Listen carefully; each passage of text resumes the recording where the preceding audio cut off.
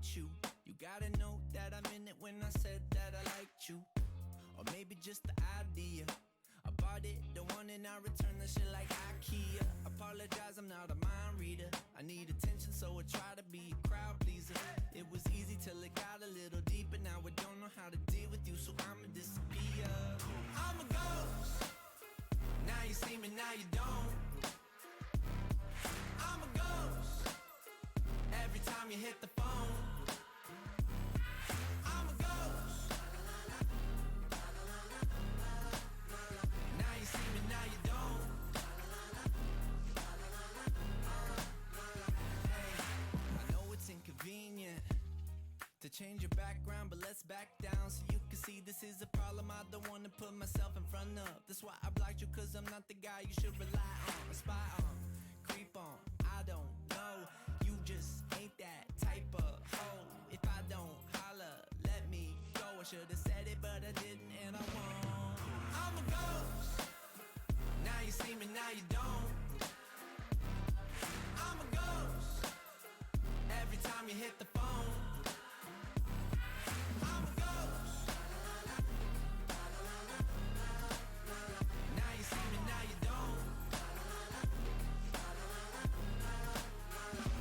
I know you hate me, hate me, hate me, hate me, hate me.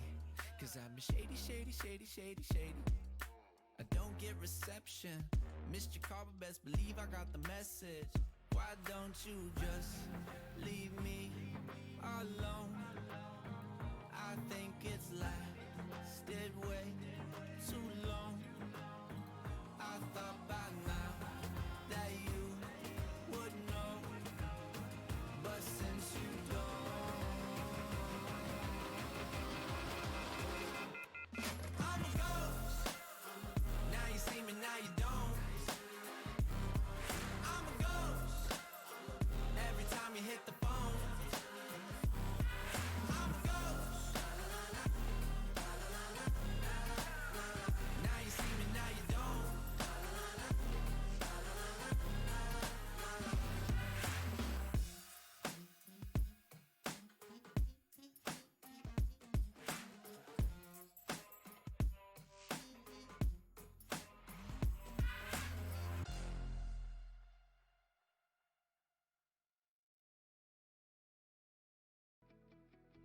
At Community Coffee, we've been making great tasting coffee for over 100 years. But what makes us different isn't just how long we've been around, it's how far we're willing to go in pursuit of the perfect cup. We select only the finest beans and use over 4 generations of family roasting experience to give you the richest, most delicious coffee around. Find Community Coffee at your local grocery store or visit communitycoffee.com to order some today. What makes Community Coffee different isn't just how long we've been around, it's how far we're willing to go in pursuit of the perfect cup.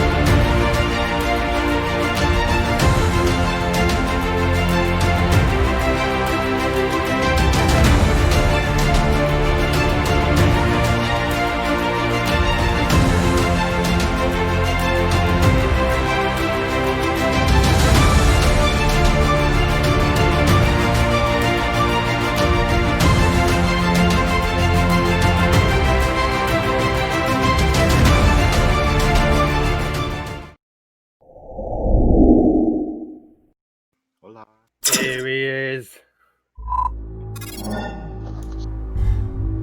Hello. Hello. Hello. We're live. Hello, Shoil. Good day. How's everyone? Close out 90,000 tabs here. Right? Very well, thank you. No, I closed the wrong tab. Whoops. No. Yeah, I have a really bad habit of opening like 12 million YouTube tabs and only watching like one of them.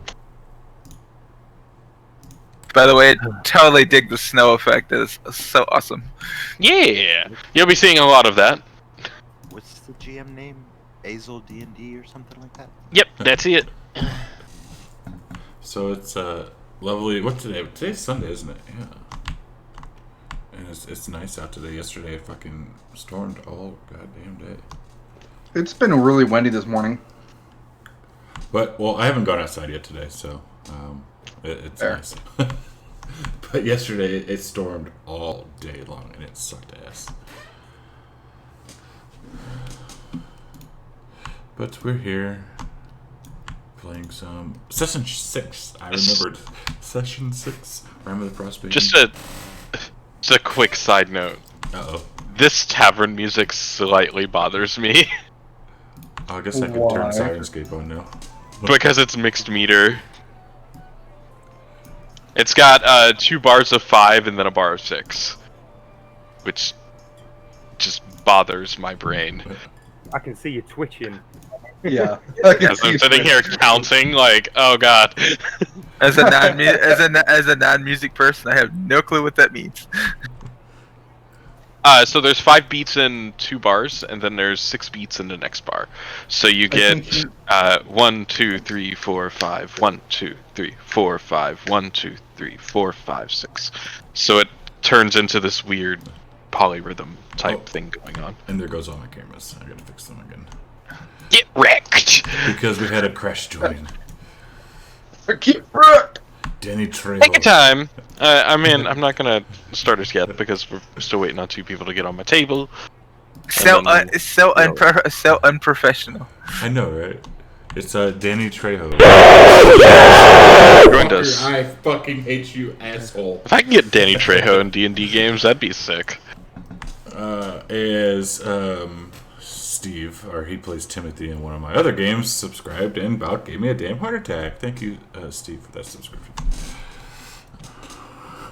Welcome to the madhouse. Asshole. Total asshole. Wow, you're so nice to the people who subscribe to you. Yeah, every time someone I get a subscription, it's like a loud ass sound in my head, and that's okay. Oops. Now I'm losing everything. Son of a bitch. That one. That one. That one. Have you That taken one. the That one. weeks off? and that Wait, one. do you? Yes. I've taken character sheet tweaks off. But you still have your like journal tab. The character sheet tweaks is interfering with some other extensions. And it's also screwing up line of sight. Yes. Which one was that? Which one was those sheet tweaks? That was the one that changed the way that your main character sheet looked. That like the main tab. And added some extra things. It didn't really do much. It just like changed the nice look of the character sheet. So.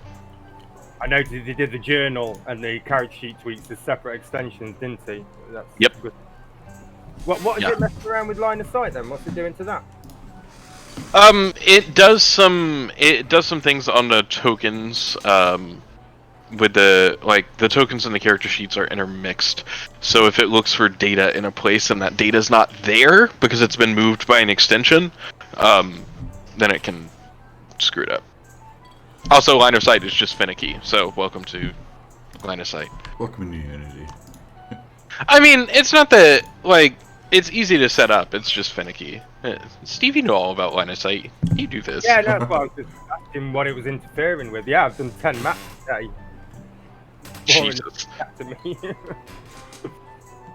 It's always fun. Do we have Also, those of you who I did your character sheets, make sure you, he's connected. Make sure you look over and double check that everything is correct.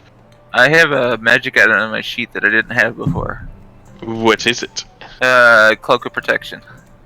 Ooh. I did not have that, and I didn't buy one, so I don't know where that No, came from. you didn't, because you... What? Yeah, look at my sheet. It's right under I the... see it. Oh! I know why it's there. I was trying to test something, and I was using your sheet as my guinea pig. I'm keeping it now. Damn it. I mean, you had Totally. to say something. Well, I'm not gonna. I'm one of those annoying people that always like, "Hey DM, there's something wrong here." And something, fix it. Derek, you playing with Tower or no? You're Oh, right. yeah, that's what's missing. Just tower. Yeah, because No. I was about to PM you. I was like, where's my Tower so I can PM? Show GM rules on. Shows let's do giant. Yeah, technical issues, everybody. It happens. Nice tower on. It goes. At least he's quicker about doing it. By the way, we than I were am. totally wrong. I also noticed something else last when he was fixing my sheet. The cauldron of plenty. We thought it was 10 pounds. It's actually 50 pounds. It says so right in the description. So it's like The Yar. And the direwolf would actually be gone right now. Would it be gone already? I just. Yeah, saw it. you took a long rest. Did we take a long rest here? Oh yeah, that's right. Because things. Good things, yeah. Things. That's right. Things happened that only one other person has technically seen. what did you do? Was it Adrex that saw that? It was Majid. Ah, yeah. Cool. I need cold weather clothing and snowshoes. But Thank you. know. So I've posted us to the other server. Sorry, everybody. We'll get started in just a second for sure. We did a transition to Unity. Yes, We can't hear did. you, So- Crash. You look like you're talking, but we can't hear you, mate. Yeah, I heard him. He's very low. Can you hear me now? You're You're very low.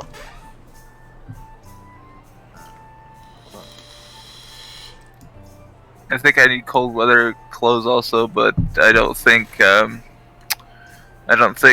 Snowball would wear snowshoes. So I don't think Snowball wears snowshoes either. yeah. The idea of a Yeti in any shoes is a little bit ridiculous. To be fair. Oh, we know out of character that he's not a Yeti, but he's not gonna accept that anytime soon.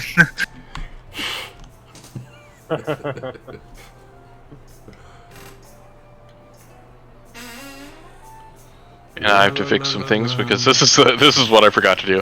I assumed that copying my campaign folder over would keep my options. Nope. It did not. No, Does not. no, it does not. Good to know. So that goes to that. That can stay off. Variant encumbrance. That one stayed. Heal, or maybe I changed it. Diagonal distance. Oh, rules as written. There we go. Nice.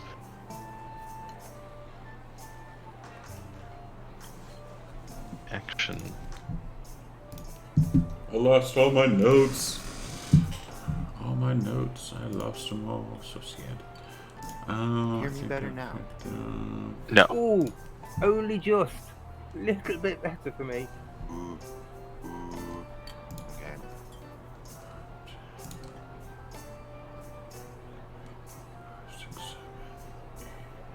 I don't think I've used any inspiration, so I assume that I should probably, given 6 sessions in, I should probably be on 3.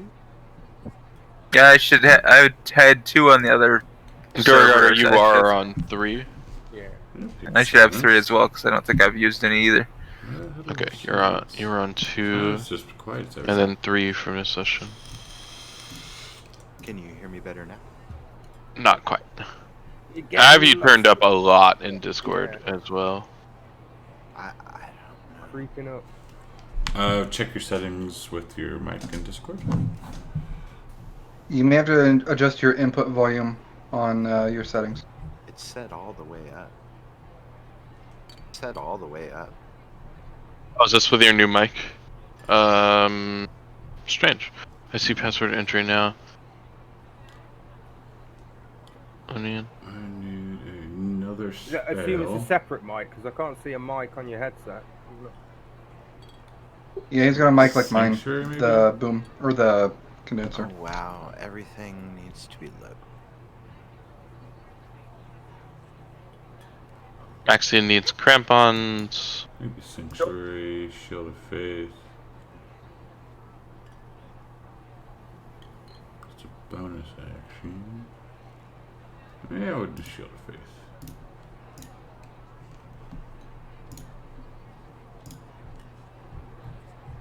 That works. I fix. Cool. Thank you. And let me share this for. I am good to go. Did you bring in the turnip?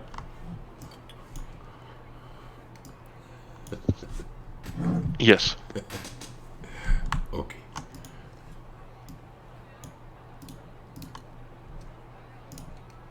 What was that called? What was it called? What was the name of the token? I think it was just turnip. I'd say check the PMs, but who knows? Turnip. I've got it in my other Fantasy Grounds folder. Apparently, I did not. Woo! Alright, copy this. Hit that button. Bonk.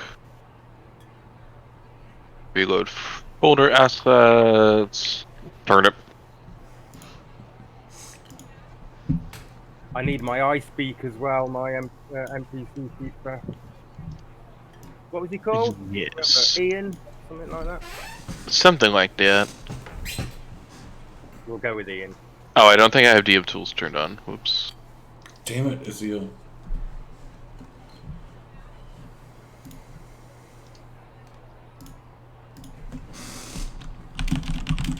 I will add it down there.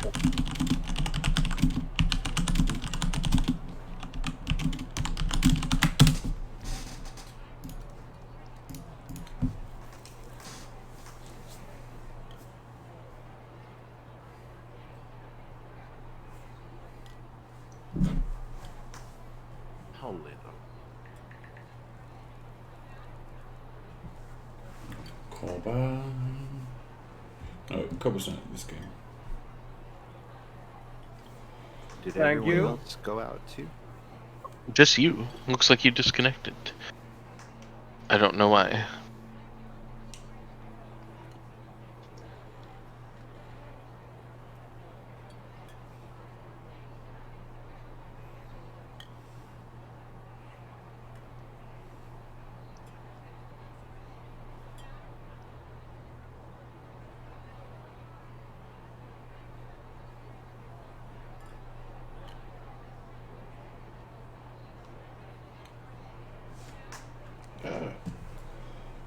Technical Is the cold issues. weather clothing in one of the books somewhere? I can Oh, just pay technical for it. Just issues. pull it over, or Oh, I totally forgot. Sorry, 9,000 things happening at once. Brain. that's why I asked if it was in a book, so I could just grab it. It's in the Icewind Dale book. I've got you though. Ooh. There it is. But yes, the cauldron weighs 50 pounds.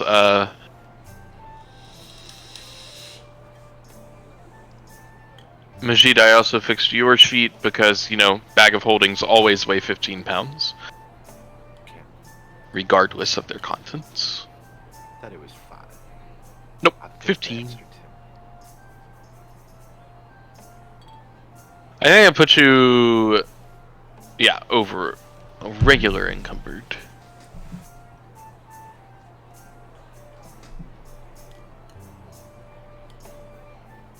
What's regular encumbered? What? Minus 10 foot to speed. Oh, I'm not encumbered. Not you, but Majid is. Oh crap! Does Majid need me to carry anything for him? No, I'll just throw it in the bag. Couple It's the bag of holding that's causing you to be encumbered. Yeah, I'll just throw a couple things.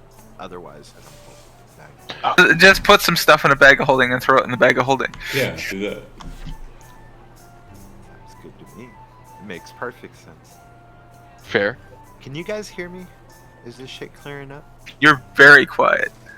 Do you have a separate gain control in your microphone? Gain is not volume, but I know this, but It's the quick and dirty. What's up, Marmusman? How are you today? There have been technical issues. We just swapped over to Unity Of course. today with this game, so just waiting. I had you at 130. I'm turning you up to 170 just to hear you. Just waiting on everyone to get all situated. Careful not to blow out your ears. Yeah, I was going to say, we've all got him turned right up. He's going to fix it in a second. We're all going to be like, ah! Blow out my $200 computer speakers. Yeah, they'll be fine. Alright, so, what happened? What happened last time? What did happen? I don't remember. My notes got taken somewhere else. My notes are gone too. I think we went to find Snowball, didn't we? Kind of at a leisurely pace. Then Snowball found us having a little look around the shops on the way back. Then we went back to the inn, and I think we just stayed there for a while talking, didn't we? I don't think we did. We didn't have any combat. I remember that much. Yeah, it was no combat session last session. I remember Adrax was looking for someone about finding information about his stomach, and got pointed in the direction of an old lady druidy type. Beatrice? Beatrice. Yeah. Beatrice. There we go. Outside of, I don't remember where, maybe the southwest gate or something, was it? Yeah, exactly outside the southwest gate. In fact, somewhere right there. Planning on visiting her in the morning? Yar. We learnt about, I can't remember what it was called, the lottery. That was what it was called. We learnt about the lottery, Oral's lottery. Which, Yeah. Oh yeah, that doesn't sound good. And also, I think, was there a Temple of Joaquin or something like that around? It's the House of the Morning Lord. Ah, that was it. It is a temple to a monitor, who is the god of the sun. Kind of like the Icewind Dale Lathander, but don't call him that. Like calling Snowball a, what is he? A furball. Yes. Bugbear. Can you reshare? To me, the he's just main a map? yeti, isn't he? He's just a big yeti to me. Can you reshare the big map, the main map? The Icewind Dale map? Yes. Sure.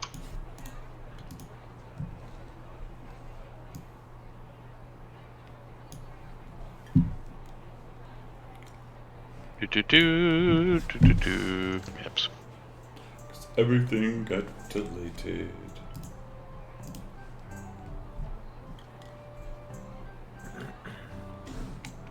Thank you. Oh, and the dwarves told us where to find their little lost iron ingot stash thing. Their sled that they were taking. Yeah. And we got to be on the lookout for chewingas. Yes. Winga winga. Gotta find chewingas. Gotta find dwarves. Lost iron thing. You were also told that someone might be willing to buy the cauldron from you. Nope, we don't want to sell it. That was back in East Haven, though, I thought. What's back in East Haven? Yeah. Yeah, it was to help feed the poor or something, I believe. What was the lady's name that I had a bit of a cheeky thing with? Imdra. Captain Imdra. And I think we established, didn't we, that dwarf sled with the ingots was up near Lonelywood, where Derrigade came across Snowball. So we felt there might be some links there that we might be able to talk our way into getting that rather than having to fight anything. It's a little more south than that. It's actually in the tundra here. So, like, if you're looking, there is a little pointer on the map. Bang. Yeah, that's it. Not too far away then. It's that sort of area. Let me fix this map as well. because that needs to be done. Distance multiplier 5, distance suffix mi. There we go.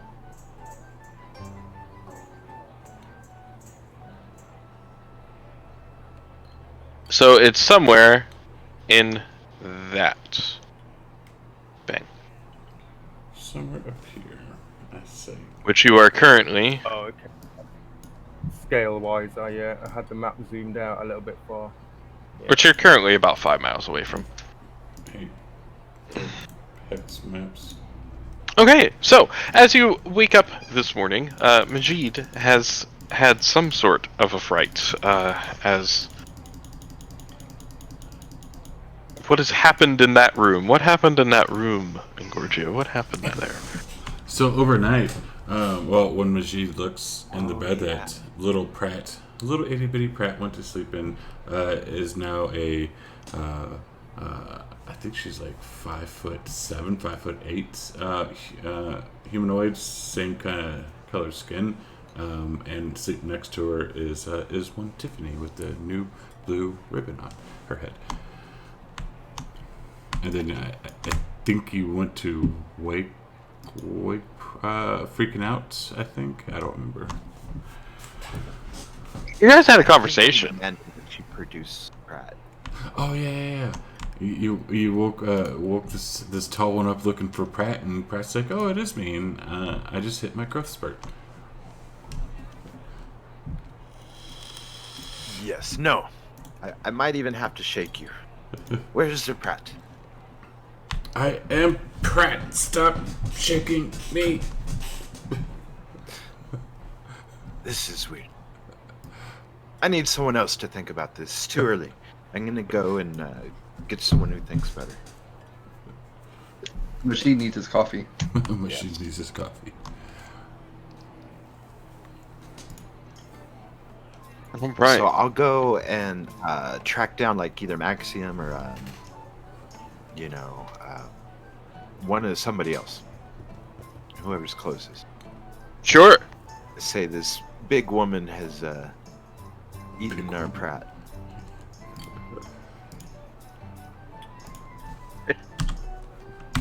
Which one would you like to track down? It is up to you. Probably whoever's closest. I mean, honestly. You could probably hear Adrax working out in the room next to wherever you're looking. I would be downstairs in the tavern eating breakfast. It's probably worse. In one of the closest rooms, I'd be pounding on the door and be like, "Hey, Pratt is gone." Where's Just Pratt? I won't say anything about the others. I'll come out into the hallway of my room and start looking for Pratt. Outside of There's your some large woman in there that she has eaten Pratt, I think. I don't want to get rough with her in case I'm wrong. I'll rush into the room and look for this woman he's talking about. Once I see the woman, what did you do with Pratt? Where's Pratt? I am Pratt. I just got big. I just hit my growth spurt. What do you mean, growth spurt? You're a goblin, right? I'm not a goblin. I just look like a goblin when I'm little. Can you guys hear me better now? Yes. Much better. Yes. Okay, I found the setting. Sorry about that. Of course. But yeah, I'm ears. You scared the shit out of me. I am Pratt. I just hit my growth spurt. Didn't you hit a growth spurt when you got older? Where's Maxian? We need him to look in on this. He may know a little bit about this. I'm not totally sure. And then Pratt will tell you what you told him about your condition as proof. I'll look at Majid. Is that Pratt? Seems to know things. I am Pratt. I think maybe I'll go over and inspect the ears and like look him over like I'm buying a horse. This is just a conversation. It's not like a commotion or anything, right? I don't think it would be loud. No. Okay. Where is it happening as well? In the In bedroom. the hallway outside the bedroom, Oh, yeah. Yeah. I mean, you do see Tiffany the rat perched on Pratt's shoulder too. By God, That's still the deal. Saloon might have done this to us. Did you curse Saloon last night? I just hit a growth spurt. There's nothing else wrong. So what are you again? I'm a Verdant. Verdant. I've never heard of such a creature. Oh, we come from various places. We were made. Now, is Adrix from... Adrix, are you from... like I'm from the Luskin area. From Luskin? Okay. Yeah. That's probably close enough. Let's check some proficiencies here. Tradition, persuasion, Ooh, we're rich. animal handling. Take a history check.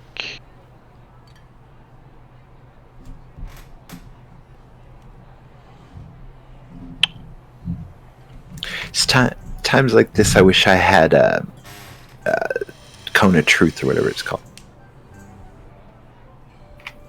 You can't quite recall. You could prepare Zone of Truth this morning. You are a paladin. Mm-hmm. I'll leave the situation and go and look for Maxian.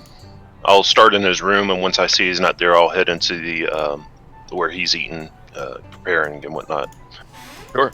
As you head downstairs, you find the tavern is still very bustling. It looks like this is a pretty popular place around here. Rigardo's kind of been sleeping in, so he'll walk out the door into the corridor where this conversation is happening, kind of stretching as though he's just woke up out of bed, like rubbing his eyes. He'll walk out the door, he'll see Prate, and he'll look at Tiffany on Prate's shoulder. And, "Morning there, Prate," and he'll just carry on walking and go down the stairs as though he's not noticed a thing about it. And Pratt will yell that out. Right, that's obviously Prate, isn't it? Look, he's got the little rat thing on his shoulder. Don't be judging people by their appearances. My friend Snowball in there should teach you all about that. And he'll just carry on down the stairs. Breakfast time now. Right. And heading down for breakfast. You can't quite recall anything about these verdant creatures. And just real quick, I'll let Maxian know what's going on with Pratt.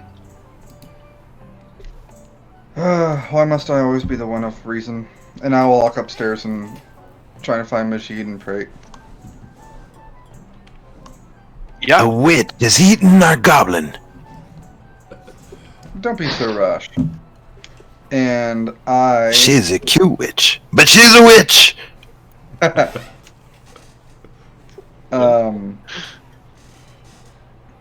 Then... hold on.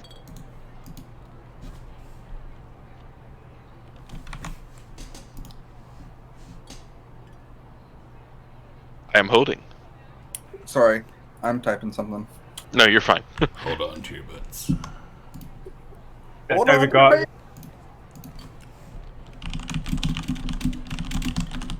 Just gonna say, Rigardo will have gone and got some breakfast and just be sat at a table downstairs, chomping away on his breakfast.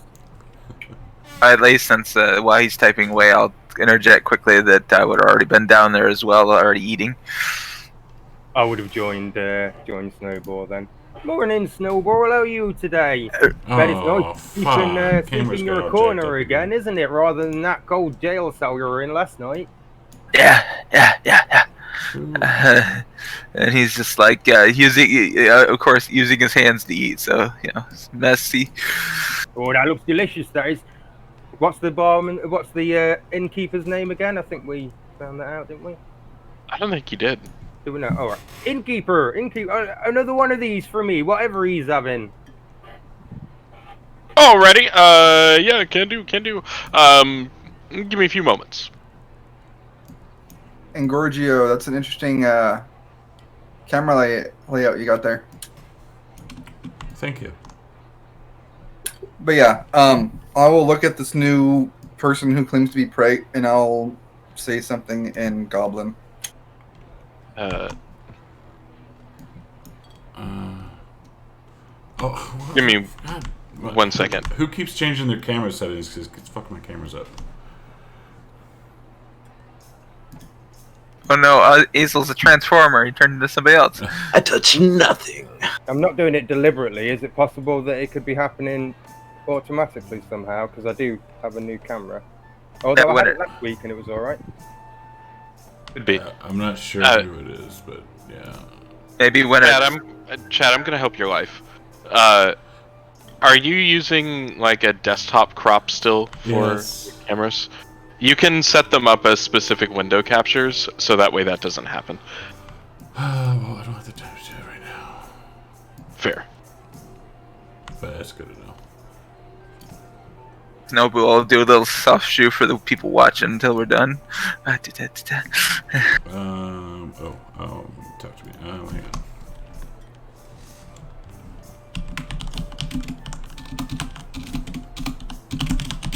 Alright, so anywho's.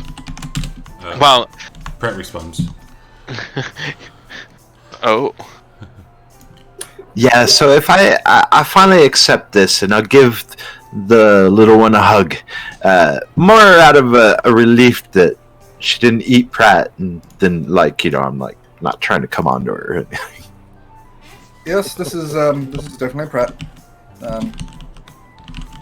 No rhyme or reason to believe otherwise. And I'll pat Pratt on the shoulder and smile, and then I'll go back to eating downstairs. Finally, someone understands who I am. I'm just hit a growth spurt. So I tell you what, Snowball, all of them up there have a thing or two to learn about people's appearances. They're making a right old fuss about Freight, like she looks a little bit different today. Oh.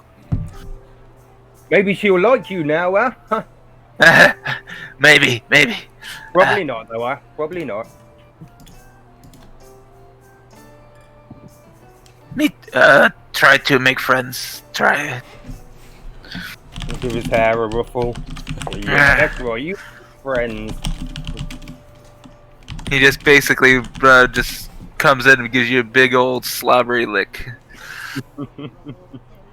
That's right, I'm your friend, you remember that. If all of these don't even like you, remember I always like you. As long as you don't leave me, kid. No, we've been together since I found you in that hole in the snow, haven't we? Yeah, We'll be together forever, little Snowball. You, Snowball's best friend. That's right, I am. And you're my best friend as well, Snowball. You just remember that. You remember that all the time. He blushes and goes to shove Duragardo away out of embarrassment. Just really shoves him hard though. Aww. There we go. They're getting a little bit used to this shoving malarkey. He's going to try and sort of bring his shoulder back to sort of take the blow. I don't mind doing a roll if you want me to see how that No, goes. no, you're good. It's just playful. He's not trying to actually knock you on the floor. No, I know. Oh no, I completely know that. It's just...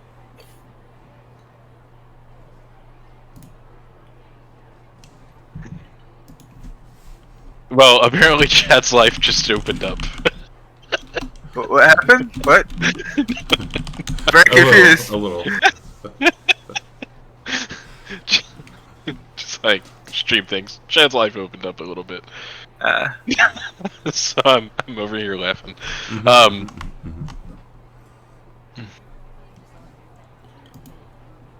Pratt has not seen the news, or Snowball has not seen new Pratt yet. I don't. No. You have not yet seen the new Priet. So whenever you come down, that is up to you. And shit, I should ask you this.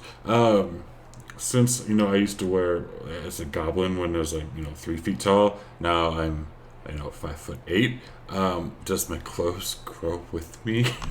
Oh God! If I notice you're sticking out, I probably have some robes or something you can. That would be nice. You're asking the right I question. just thought about that. Now, I will say that no, your clothes don't grow with you, but you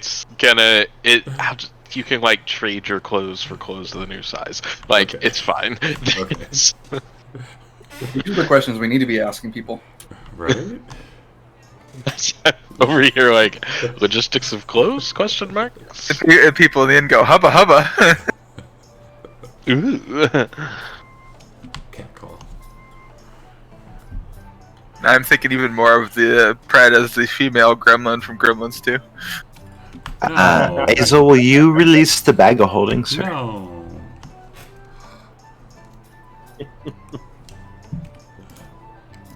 Done.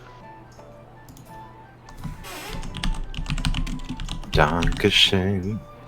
Of course. That is not Pratt.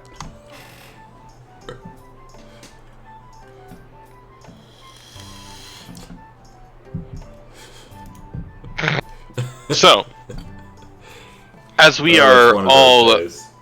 Oh, we're not all gathered downstairs yet. That's up to you, Pratt. But, Yeah, Pratt will eventually come down. okay. A little embarrassed. Wearing robes. Getting some clothes. Yes, kind of have a curtain wrapped around her body or whatnot. Alright. So, as you all meet downstairs for your morning meal, intermingling probably with some of the patrons as well, what are you getting up to this morning? You have a quest from East Haven still, which is to find some evidence of Chewingas. I'm planning on going to visit the doctor. Visit Beatrice, alright?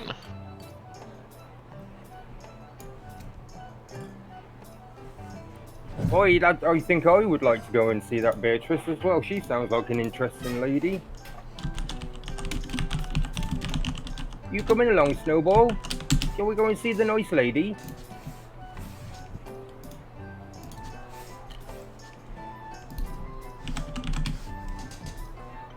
Snowball, be on your best behavior. He's gonna jump up as soon as Pratt joins us. Pratt, and he just runs over and just starts smelling Pratt to see if it's actually her.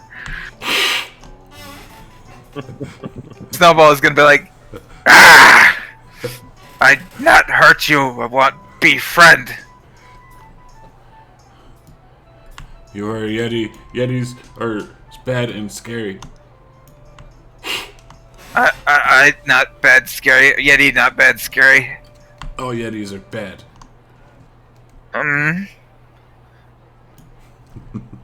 Yeah, Does Prate sound the same? No, has a feminine voice, which I'm not doing a high pitched voice. Sorry, has a more feminine voice. It's obviously a female now, but I can't do my voice is too deep to do a female voice. So Prate is no longer a they. She's a she. Yes. Okay. God loves a trier. Seeing all of this go down, I'd probably suggest over mouthfuls of whatever we're eating this morning and not really paying attention to the interaction between the Yeti and Pratt, that perhaps we need to get the young females some clothing today. Perhaps some shopping. Food. Okay. I'll get food for Pratt. And he rushes over to the innkeeper and food for Pratt. Food for Pratt. Okay, yes. I can get that for you, no problem. And I'll bring it over. Give me a few minutes. Okay. See, he rushes back. See Pratt. Snowball like you. And Pratt will give you a half-hearted hiss, not a full hiss. So in Halfling, Derrigado will say to Pratt, "See, he's trying. You ought to be a bit easier on him." But they're bad. Yeah, well, you know something that we're not going to say right now, don't you? You know a fact about Snowball that he doesn't like. This is all in Halfling. He doesn't like talking about, but you know that. So why are you scared? But he thinks he's a Yeti. Thinks is the operative word, isn't it? Just humor him.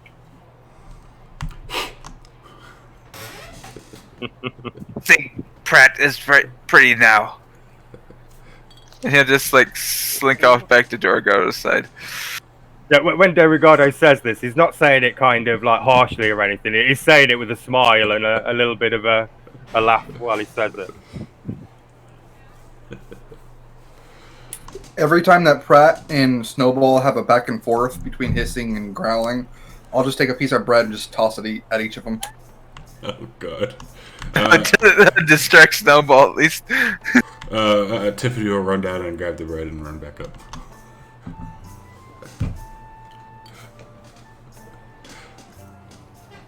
Well, friends, if we're done eating, should we do what we have planned? Yes, we must go find the person to help our Ajax. Yes. Agreed. Hopefully she'll help. It's not. And since Snowball. Oh, go ahead, sir. I was just going to say, I think it's about, how long did you say? About an hour's journey? To Beatrice? Yeah. Probably less than that. It depends on how quickly you want to walk. But you could probably get there in like, I don't know, it's like 2,000 feet. You could get there like half a mile. 10 minutes. Yeah. Dorgodo, if we're leaving, safe to leave cooking pot here. Ooh, yeah. Should be fine, Snowball. Our courtiers will be fine. We will bash someone if they're not. It's just an old pot anyway, isn't it? You leave it here if it goes missing, and no skin off my nose anyway. There's something very odd about that old pot. Yeah, bit boring. Stew. All I know is that one ate from it and then went a little bit funny. I think that one's a little bit funny anyway. Hey. Has it been cleaned? I'm pretty sure we've cleaned it by now at some point. It was off panel. Then we should be fine. Though Snowball has been sleeping in it, or on it, so... Of course he has. It might need to be cleaned again. Do we have a way to make some money today? I don't know. Do you? Well, that's really the question, isn't it? I mean... Helping friend more important than money. Well, yeah, if you're interested, there's plenty of ways we can make some money. I'm quite a sneaky little fellow if you're up for some fun there. Just give me the word. Somehow I think I would have to do much deliberation if I had fun with you that way. Well, the offer's there. You want to make some money? Me and you go out there and we make ourselves some money. Just say the word. It's on you.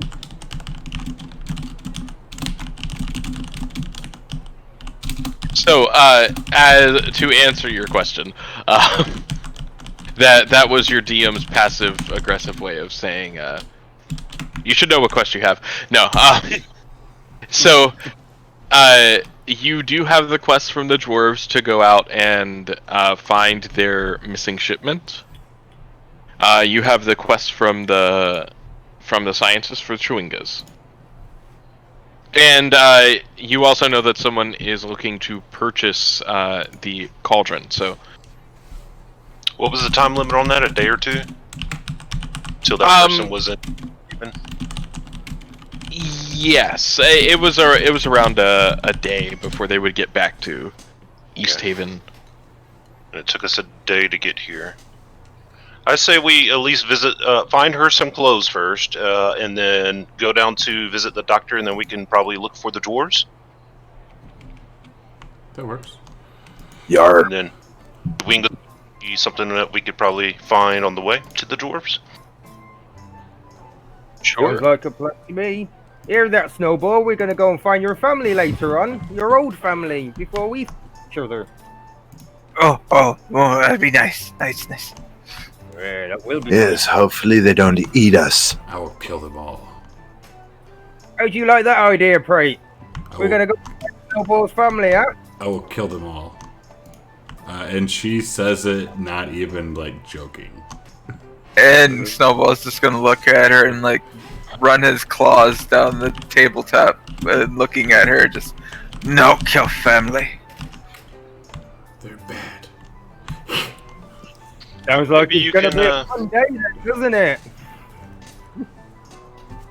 Is it me or is it Dorigator's real low? What voice? You are a little quiet, but Okay, one sec.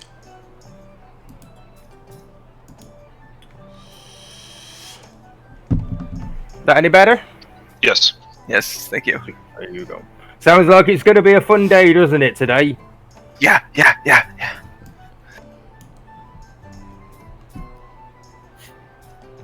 Come on, then, let's get going. All right. No waste. See how this all turns out. So, who's going to go see Beatrice? Is that everybody? Pride at least is going to want to go.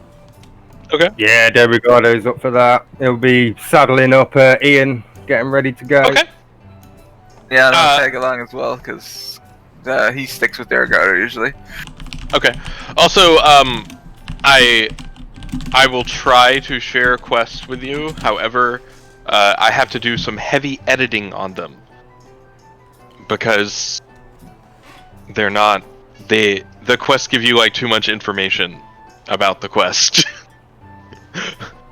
Like information that I'm not supposed to give you about the quest. It's a bad Wizards of the Coast. It's bad. It's not them, it's the converter. There's no way of getting these and putting them on your character sheet, are there? You should be able to link them. Yeah, put them in journal. There's a main journal thing that we can keep them in. At You least. could just drag and drop them over, because You gotta make a new journal entry called quests or whatever, and drag and drop. I got my pipe there. Happy? Yes. Thank you. I'll figure it out. Okay.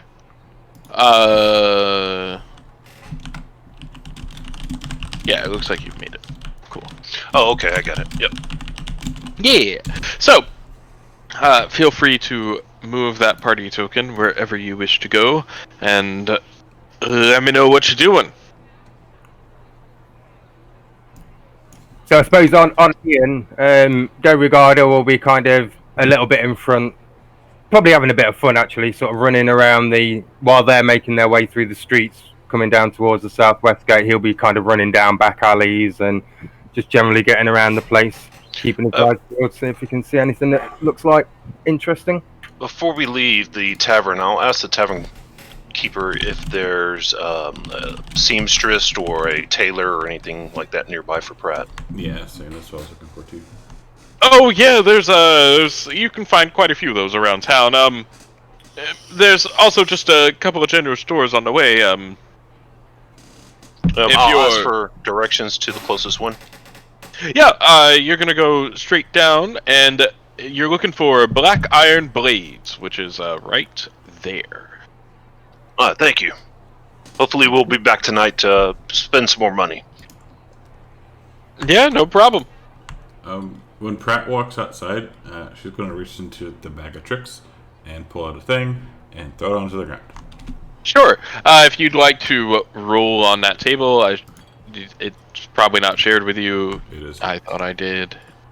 You did on Classic. No, you did. Yeah, well. I know. It keeps my hotbar entries. It should keep shared items. Wah, wah, wah, wah. Perfect. Saved it somewhere. I did. Oh, another direwolf. Yeah. Name? You're lucky with Definitely those. Pratt. You're lucky with those direwolf pulls. Frederick. Keep that one reined in, Prate. We have no appetite for nonsense today. Let's get out of this town without being jailed. And Pratt will attempt, at least, to climb onto Frederick. Okay. Pratt need hand. No, thank you. Right. And yes, you... Wait, no, you can't.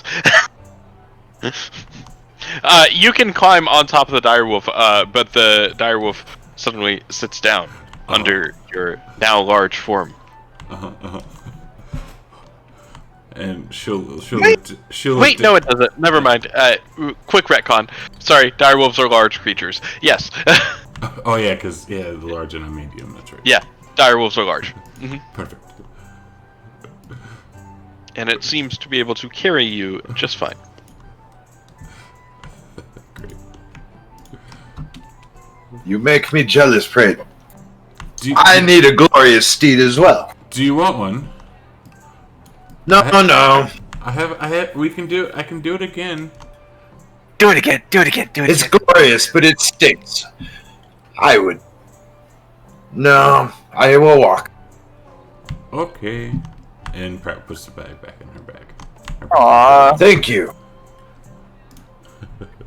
So as Prate's walking, what are you doing? Are you walking along or are you running along? What are you up to on your direwolf? Oh, just running along, like, back and forth, like, around, like, coming up to the party and then taking off around, and come back to the party, taking off around, and... Okay, so where De Rigardo has got a little bit of a head start and is running around the side streets, as Prate's running along on the direwolf, De Rigardo is going to come shooting out of a side alley on Prate and try and leap over the top of them both, like giggling hysterically as he does it. Does he succeed, or...? It's up to Azil if he wants to do rolls or not.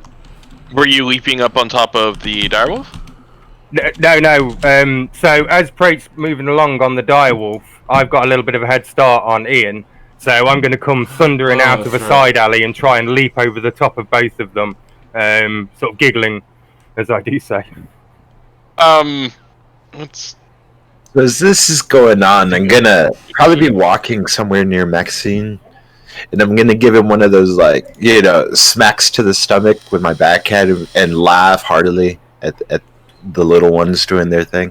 The monks where I'm from, they don't enjoy life this way. It is most amusing. I would say so. It's good to see everybody in good spirits for once. People are indeed truly amazing. Even if they change in the middle of the night. I'm not sure that thing didn't eat Prate, but it's nice. I can guarantee you that thing did not eat Prate. That is Prate. Yes. It's nice enough, and she'll be a fine addition to our group. I've been here the whole time. Yes. It's Pratt. Smell like Pratt. smell Pratt. Yes. Just as an aside, she's not the smartest cat.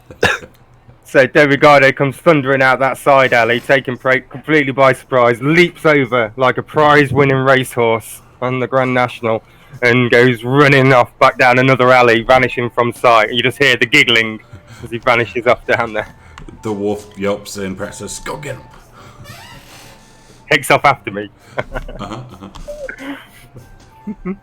So we completely side-railed Derek's campaign. No, that's fine. Y'all are welcome to do what you like. But if you are following, then absolutely, you're not going very close. No, if he's following me, I'll keep coming back. So if he's following me or whatever, we'll keep kind of popping out of side alleys, like a Scooby-Doo cartoon, like popping out of different side alleys and sort of going across in front of the party, appearing from the same side like twice, impossibly at certain times, and that kind of thing. Perfect. As you begin to essentially like race these two animals through the side streets of Bryn Shander, going around and around through all of the alleys, eating up some time. What are the rest of you doing while these fools are cutting up? I think Majid, not being like honestly like savvy to the fact it might be a little weird, it's gonna be like eyeing up women as we go to see the ones that look generally about the size of Prate, and like so like he can act like he knows what's going on when they get to a dress store. All right. Ajax is going to be looking out for people watching us. Ooh. And I rolled a perception. Okay. Yep. Got it. And anyone else doing anything special? Snow was just trailing along, just occasionally throwing a snowball or so at Dorogardo as he runs by. I'm keeping an eye on Dorogardo and Prate. Make sure they don't get lost. All right.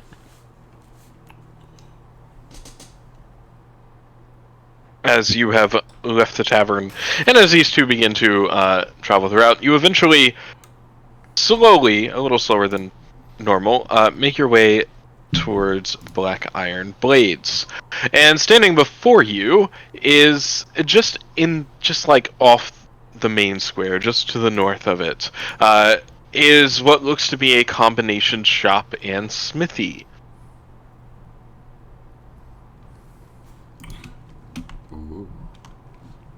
We go in. All right.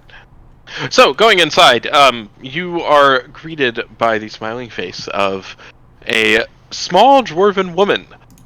She says, hello, welcome to Black Iron Blades. Anything in particular you're looking for here?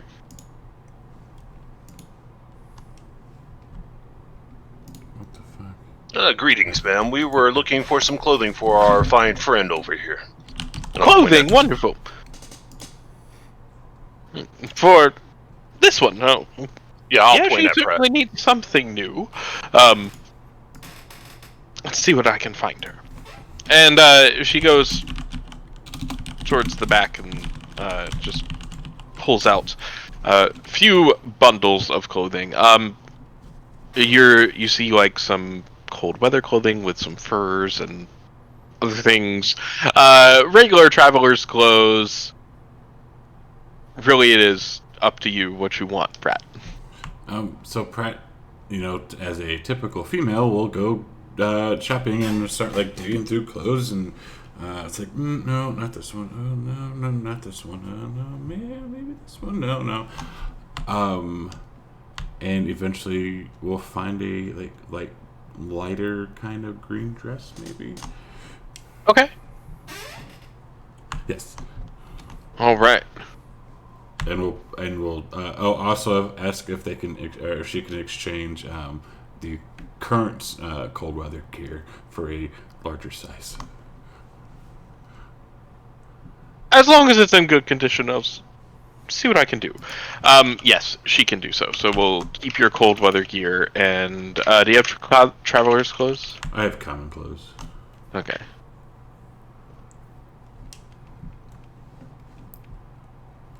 Apparently my T key isn't working. There we go. I can't find clothes because I'm trying to search the NPC list for clothes.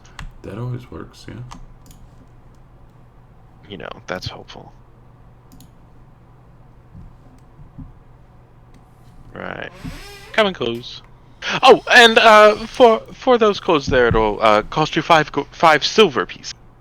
Okay. Wonderful, wonderful. Is there anything else that I can do for you all today? You said it's like a clothier and smithy. Yes. Combination shop and smithy. 78.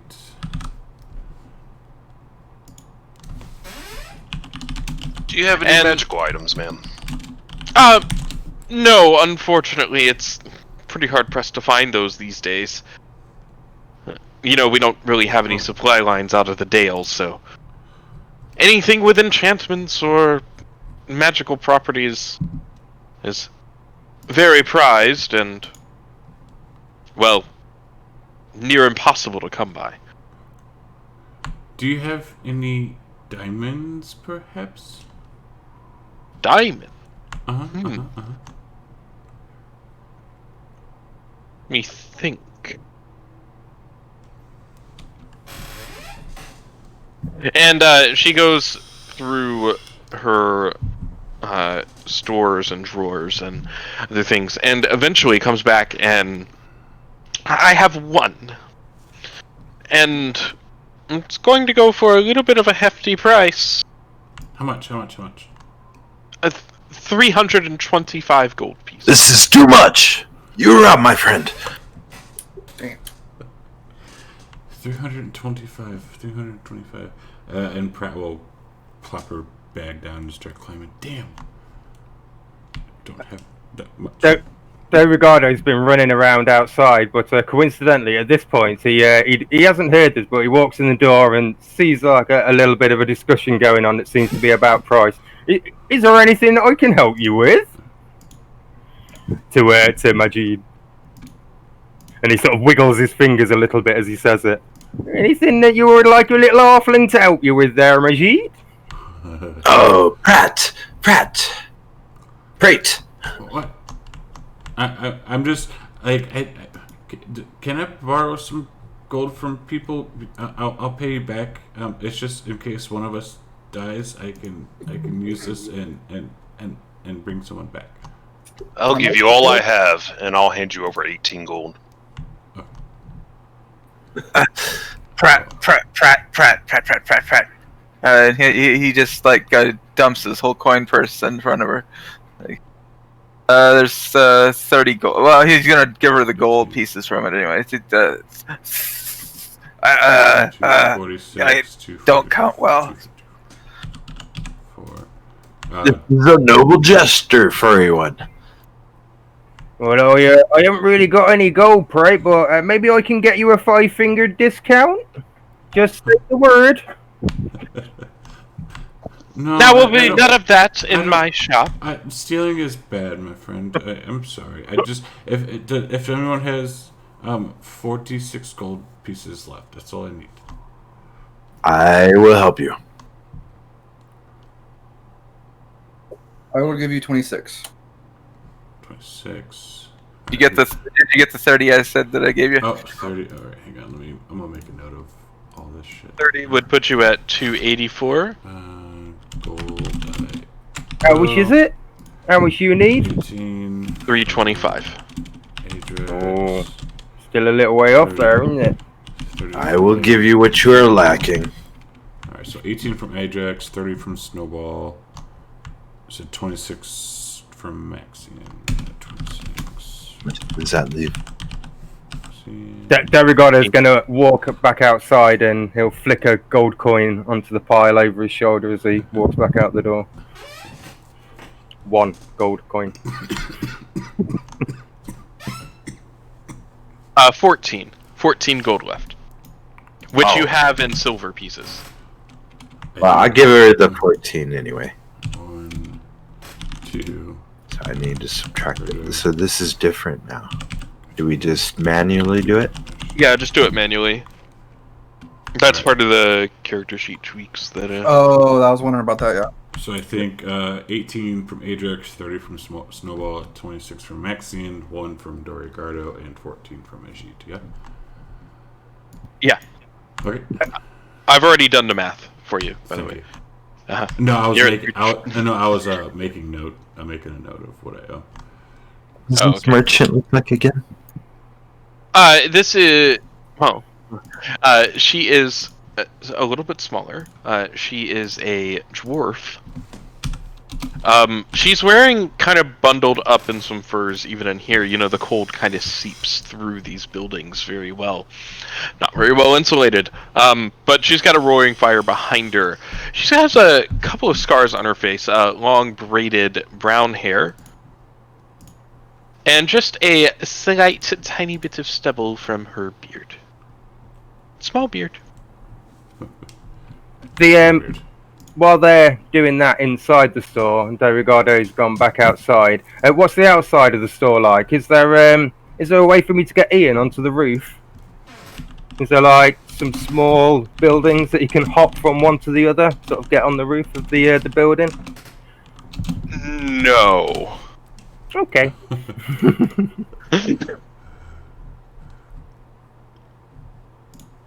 I like the gusto. Is there a fist in the beard? A fist in the beard? What? As long as there's not a foot. Footstaff. So Pratt will gingerly hand over the 325 gold for the diamond. All right.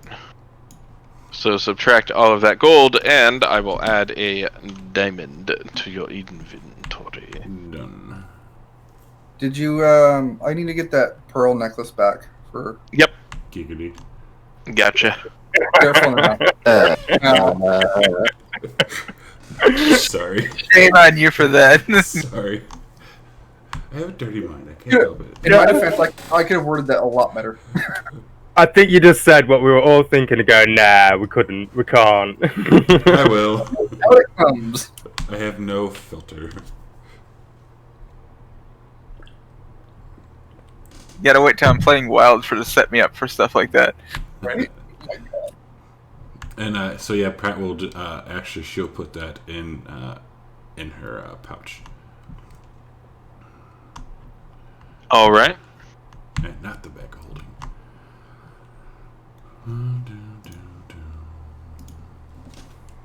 Why can't I?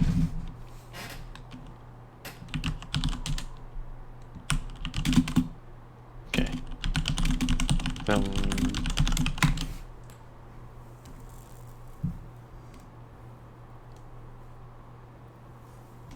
Do we have music? Maxian, give me 1 second. There we go. Cool. Thanks. Mm-hmm. Diamond, where's my diamond? While they're inside, seeing as I can't get on the roof, is there any like kids playing outside with like snowballs or anything like that? Yeah, I would say that there's probably a few kids in the town square throwing some snowballs around. Is I shall offer the kids like a go on Ian, like, and be kind of racing them around outside when they get out, kind of laughing gleefully as we run through the streets, as long as the kids are enjoying it as well. Yeah, of course. That's what they'll come out to when they come out the shop. Just Derigato zooming past with a load of like kids on the back of Ian. He can hold quite a lot of weight, so can probably get a few of them on there. Yeah, and I mean you could probably make a makeshift sled as well and zoom. Yeah, around. that's the idea. That kind of thing. Just entertaining the local population like a lovely person. And when Snowball comes out of the shop and sees that, he's gonna roar and like chase after him, like all playfully, but probably terrifyingly as well. Nicky like, faster, the Yetis are coming!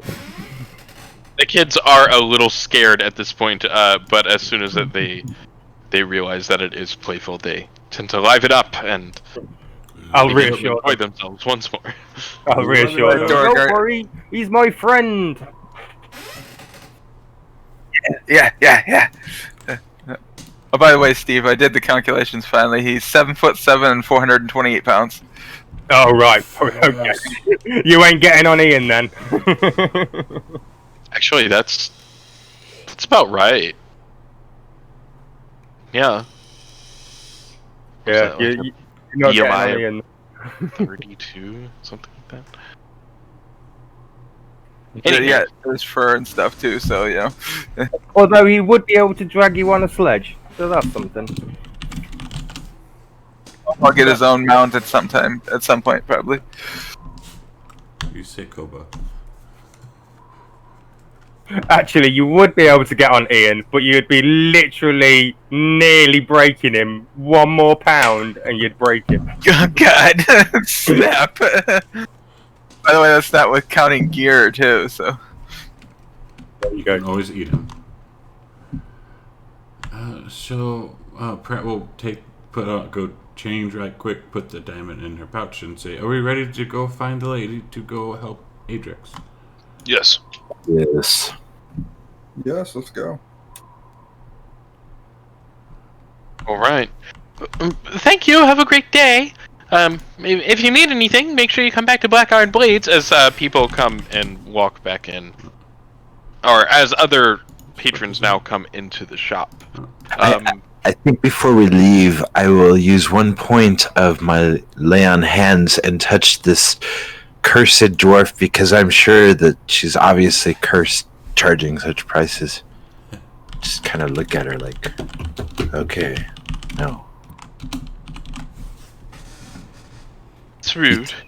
I mean, Pret actually needs a diamond. The diamond has to be worth at least 300 gold. Yeah. Oh, Yeah. Yes. At least. we'll stare her down like she's obviously possessed. And 325 is like what? 1/12. It's like 1/12 markup, which is like 3% markup. She's gonna make some kind of money. Then Pratt checks it out, and it's only worth 299 gold. It's like, God damn it! 299 gold pieces. Wholesale. You have been beaten by capitalism. Grew up around a bunch of monks. It got all fixed on the piece. Concept of Finally. money is still a bit irritating to me. I got about a month and a half, 2 months ago now. Yeah, that is just for the spell component. Unfortunately. Yeah. So seeing their guys come out the shop, Derrigado will cut a sharp kind of U-turn on Ian and send the kids tumbling off into like a snowbank or something soft, and boy everybody, and then kind of run off down the street with his pals. Pratt will come back on to Frederick and go up next to Atrix, and we'll follow Atrix. I was gonna take a giant snowball and just like smash it over the kid's head, and he's gonna run after Dorigardo. What the fuck? I said it was a snowball. I didn't say it was an ice ball. I'm not killing him. No, and VC, I'm sharing my screen for some reason. What the fuck? Oh, it's screwing up again. Yeah. I just like. Oh no, it's gone now.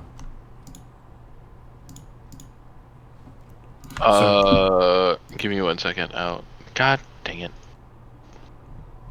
Pratt, come here. Oh. You come here. There go the You go cameras there. again. You go there. You go there.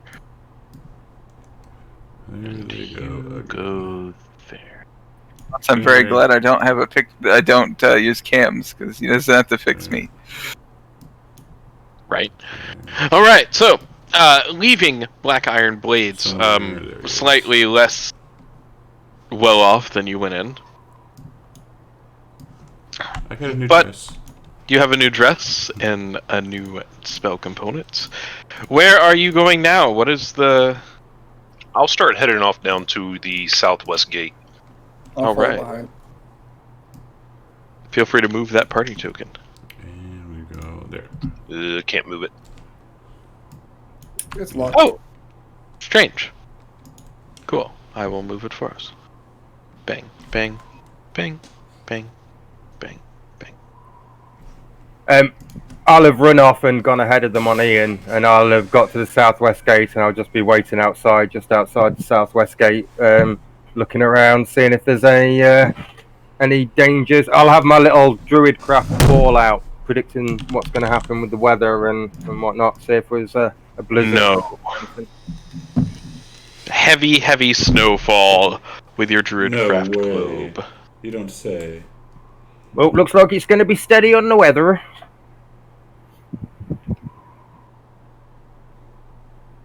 And coming outside of the southwest gate, you have you've gone all the way through the city, and out here there's a small keep right beside the two towers, right before you reach the gate. And then once you pass through the gate, all you can see before you is the white in the snow of the 10 Towns tundra.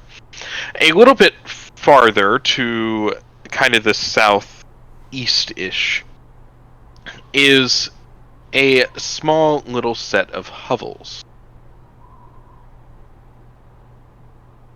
Looks like this is the place, and Adrex will start heading in that direction. All right. And walking that way as well, Pratt, where do you have the where do you have the lantern? Is that in the bag of holding? That is in the bag of holding. Okay. Good to know. So, as you continue over towards the huts and hovels, you can see you can see like a little bit of heat and fire and smoke rising from them. They're not on fire. It's just like chimney smoke. It looks like someone's home. Well, Beatrice got a nice fire on. Is there anybody outside? No, there's no one outside. I'll look for the hut, see if there's any signs. There are no signs or anything. This seems like someone's private residence. Oh, so it's not multiple. Okay. It's got like multiple huts, and there are like multiple huts and stuff here, but it's not like a village or a town. This seems to be like someone's private residence. I would like to go and walk to the top of the nearest rise that I can see within, like, say, 100 meters, and take a look around, see if anybody's out farming or some nonsense. Yeah, I'll go with him on I Speak, and as it's my favoured terrain out here, then I'll be looking out for any footprints or any marks or any indication of anything really, I suppose. Okay. As you're looking out, you don't see anyone farming. In fact, the ground here seems to be covered in very, very thick snow, almost and compressed to the point of almost rock-like hardness. That's just as a quick DM question. As this is my natural terrain, it doesn't slow the group's travel. Does that mean that they don't necessarily need to have snowshoes, or? That seems a stretch, but I think that is certainly a stretch. Not slowing the group's travel. It just means that difficult terrain doesn't slow the group's travel. So, you'll need snowshoes to walk on top of it, otherwise you're probably going to get compressed into it. But those snowshoes will serve them well if we hit anything more difficult than just the standard, Yes. Yeah, cool, okay. Yeah, so I'm not counting anything as, difficult terrain for you here, so... I'll go up to the main door, and I'll give it a tap with the back of my knuckles. Alright, with that tap, you hear the voice of an older woman come back. Yes, who's come to see Beatrice? My name is Adrex. I heard you can cure ailments. The door's open, come in. Very well, I'll open the door and walk in. Alright, and walking into this hut, it is quite warm in here. You don't know how this place is insulated, but apparently it is. And there is a roaring fire going under a small tripod that holds a cauldron. All along the walls, you can see strange implements, like different shaped dolls, like small shrunken head type things in here, as well as jars full of all manner of creatures. Dorigardo will be with Adrax as he goes in. He'll have done his checks and gone down. So he'll be with him, sort of behind him. Probably, maybe not even visible. Pat would also go in with them because she's very concerned for Ajax. And I would look surprised because it's not something I would be expecting. Yeah, and seeing Beatrice as well. You see the older, kind of like hunchbacked form of a very, very old crone. She has scraggly white hair coming down. She obviously has a cane as well, as she uses it, pushes her weight on it, and stands up from the chair that she was sitting in, her knitting set off beside her. Her face is wrinkled, like very, very wrinkled. Pleasure to meet you, Beatrice. The people in the town speak highly of you. Well, some of them should. I've delivered most of them. So, I'm having a bit of a stomach issue, and the magic from the gods are unable to cure it for some reason. I was wondering if you could take a look. Stomach issue? What kind? What's happening? I'm not totally sure. I have a little bit of I purge a little bit, and it hurts my stomach, and mostly at night. I'm not sure exactly what's going on. Well, let me see. Come over here. Sit down. Sit. I walk over and I sit down on wherever she's telling me. Yes, and she has told you to like go sit down in the chair that she was sitting in. This place is not clean. Not clean or sanitary. As she begins to take these very, very bony, extremely long fingers, and she begins to put pressure, as a medical professional would, on areas around your abdominals, looking for places where it hurts. Any wincing? Sure. I mean, in Any some places, yes. Huh. Right there, and I'll kind of move her hand back over to an area that she's touched already. Does it burn Right like there. Pete? Well. Seems we'll probably have to cut it out. She picks up a very, very large knife and moves towards you before pulling back and just emitting this extremely loud cackle. While they're having this conversation, De Rigardo will be walking around the room, sort of tapping on these weird jars and things around the room, looking quite interested. Not Now, really. this is drawing a flashback, not a good flashback. So, I think Ajax is going to jump immediately off the table. What do you plan on doing with that? Back up. Don't worry. What? Have you had any run-ins? What do you mean run-ins? I don't know. What do you mean? You just came at me wrong with that knife there. I'm definitely like gripped up my glaive and shit. I'm like, Yeah, I heard what you said before, but I didn't say anything back.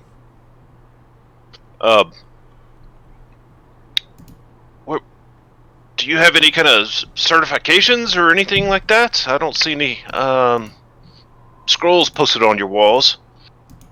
No one needs certifications in my line of work. Look, sit back down. And she goes over and picks a little, like, folding table. With that check, I'm looking to see if she's planning on harming me or has my best interests in mind. You need to take your medicine.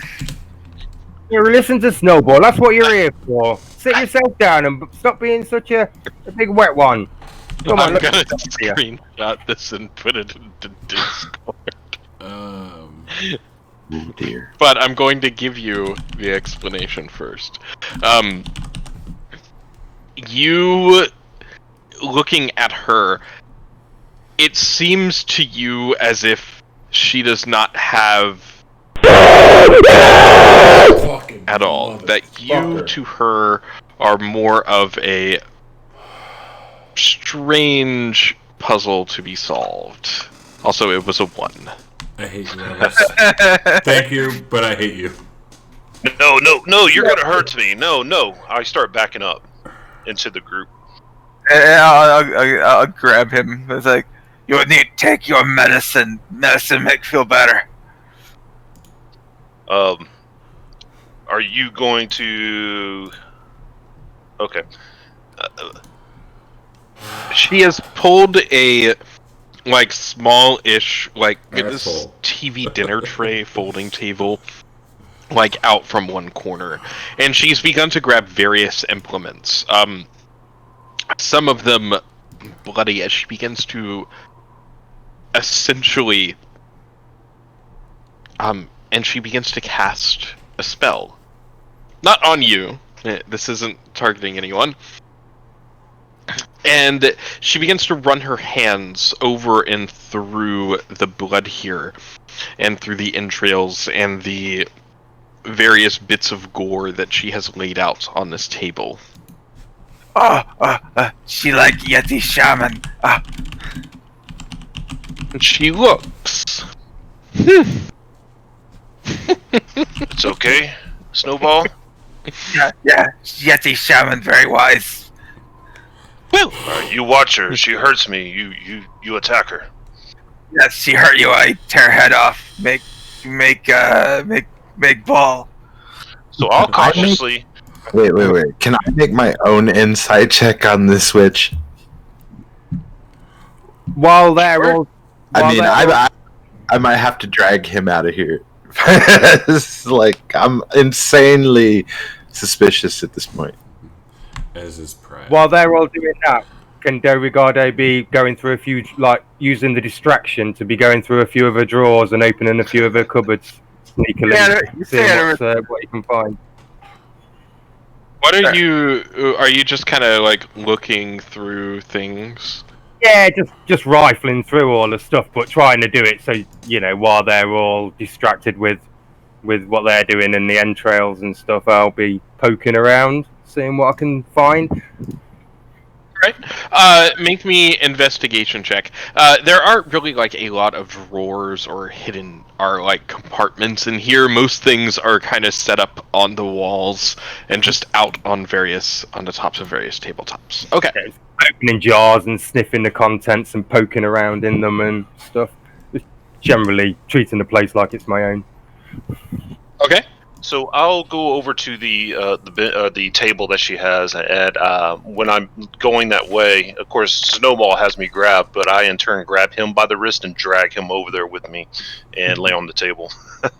I not leave you, and you just pet your hair, really. Oh wait, you're the Dragonborn, right? Yeah, you pet my skills. You pet your scales. It's it's okay. You take medicine, feel better. Dorigardo make me take medicine sometimes.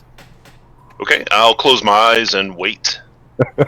Yeah, I'm curious how I'm taking this.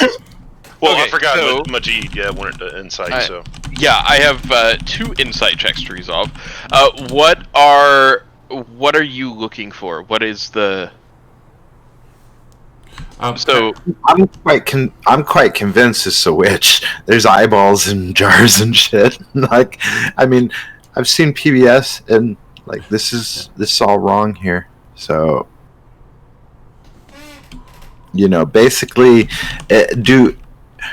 is she conducted herself well enough to put me at ease? Otherwise, I might have to go rogue here.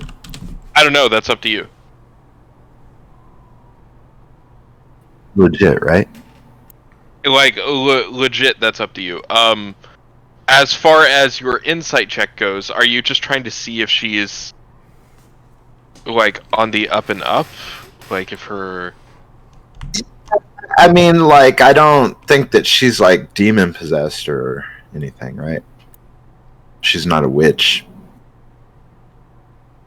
or a hag or something that might eat him.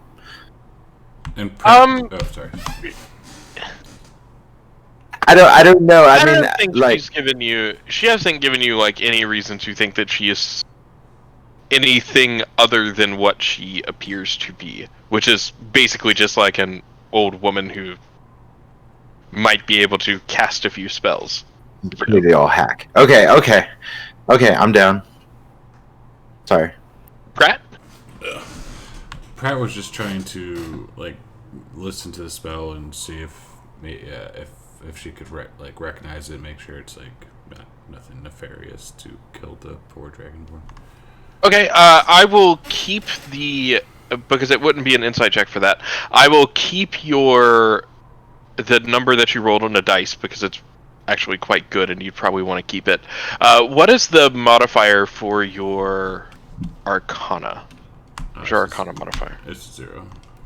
What is your Arcana modifier using your spellcasting ability modifier? +5. +5.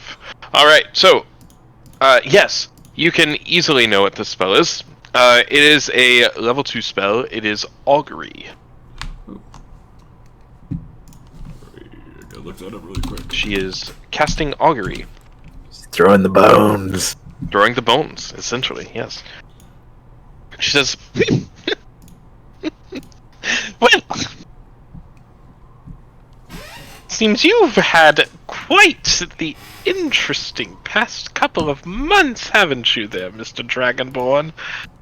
I can help you. Some I can't remember. Well, What I was thinking too. but I can help you. But it will cost you something. Continue. Gold. Well, nothing is free. And I'll need some ingredients for the first part. But you know that this will probably kill you if you don't do this, right? I don't know. What do you see? Tell me what you see.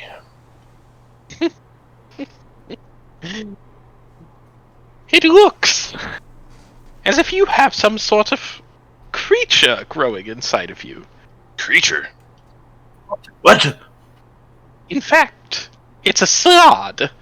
Oh, cut it out! Cut it out now! Oh, to do that would kill you. Dragonborn going to have baby? You know, that's not entirely incorrect. Congratulations! How did this thing get in me? Well, that I have no idea about. You could have been traipsing around some other plane of existence, found one out here in the Dale. Some angry old woman might have put one inside of you, who knows? What are these ingredients I must procure? Yes, speak up. Speak up. Come back to me in about an hour. Well, come back to me tomorrow.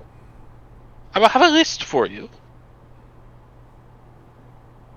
And where you might be able to find them.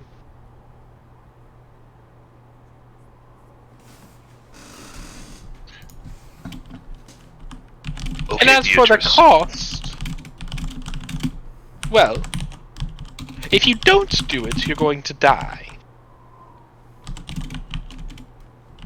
No, let Fred die. How long do we have until our friend? Yeah, I can't talk after that, dude. How long do we have? 30 days. 30 days. And you'll have this list ready in the morning? I'll have the list ready in the morning. If you can bring me the ingredients, it won't take me very long to make the antidote for you. And what is your payment for doing this service? We'll talk about that in the morning. I nod to her and I get up off the table. Well, looks like we gotta come back in the morning. What shall we do next? Have I found anything of interest poking around? Yes. So, poking around through the things that you can see here, opening jars, you find quite a few things of interest. However, they're interesting. They're just not necessarily things that you might want to take. In several of the jars, you find strange creatures that you have never actually seen before, in various stages of development.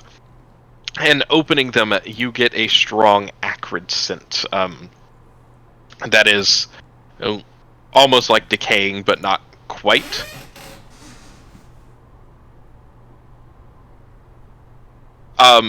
So that's from a few of the jars. You also find several different sets of charcoals and incenses.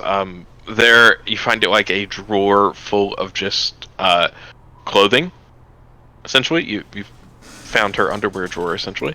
Oh God! Don't tempt him. Don't tempt him. If they're still all distracted while this is all going on, you'll see De Rigardo prancing around behind the witch or whatever she is with like one of her bras on, kind of behind her, so the rest of the group can see. But there aren't any of those in there. With some item of clothing, a hat, a pointy hat, maybe, a broomstick. A broomstick. No, that's a little if she goes to turn back towards Dorigardo, I'll just grab her arm and thank you, help Dragonborn friend. I'm just gonna scowl at Dorigardo. Sorry, go ahead. No, I was saying thank you. Replying. Yes, thank you, and we will definitely see you in the morning. Of course. And you also find a few coins. What amounts to essentially 2 silver. Is there anything that might sort of indicate any connection with Auril? Nothing that I can find, given I know a little bit about Auril and her ways. Dirty 20. I would say no. If I can, I'll pocket one of the jars with one of the strange creatures in it. Just randomly select one and pop it in my backpack. Alright, are you trying to do it stealthily? Oh, yes. Sleight of hand, please. Of course. Dear God, you have not rolled below 15 this entire campaign. You're a fucking ranger, right? Yeah. Jesus. Alright, yeah. Pocketing one of those jars.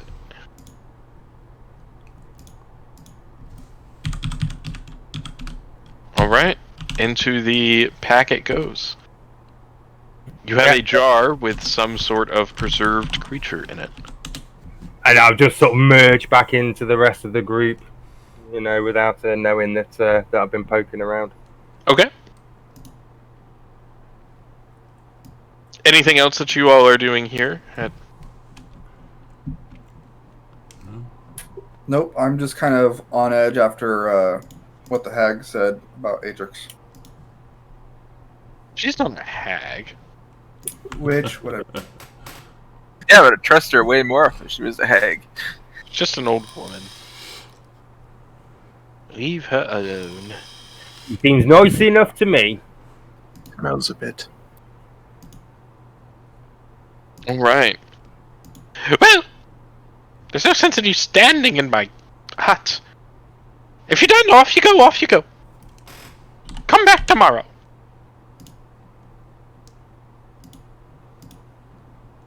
Okay, so I'm happy to get the hell out of there. And how far is it back to town? It was a couple miles? No, not at all. It's a few hundred feet. Is there anything close by that we can do today's the job-wise? It's still quite early. So you're Right. fine. So when we get back into town, let's take a look around for a job board or something. We gotta kill a day now. Well, we have jobs. We're going to see Snowball's family. Greg wants to go see Snowball's family, doesn't she? DM, can you share that quest for the lantern thing? Because maybe we... Yeah. Is that in the area, or was that in a different place? It's just through the different towns. The idea is to just search through search around the different towns, and just have the lantern out when you do so. Okay, then when we were fixing to head back, Pratt would have asked for the bag, pulled out the lantern from the bag of holding, and actually would just hold on to it.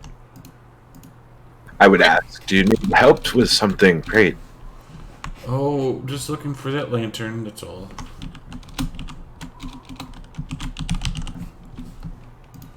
I would like to suggest that the iron ingots that the dwarves are looking for shouldn't be more than a few hours walk from here to the northeast. Yeah, we could do that. I'm up for that. A good walk in the morning sun, or air anyway. There's no sun, right?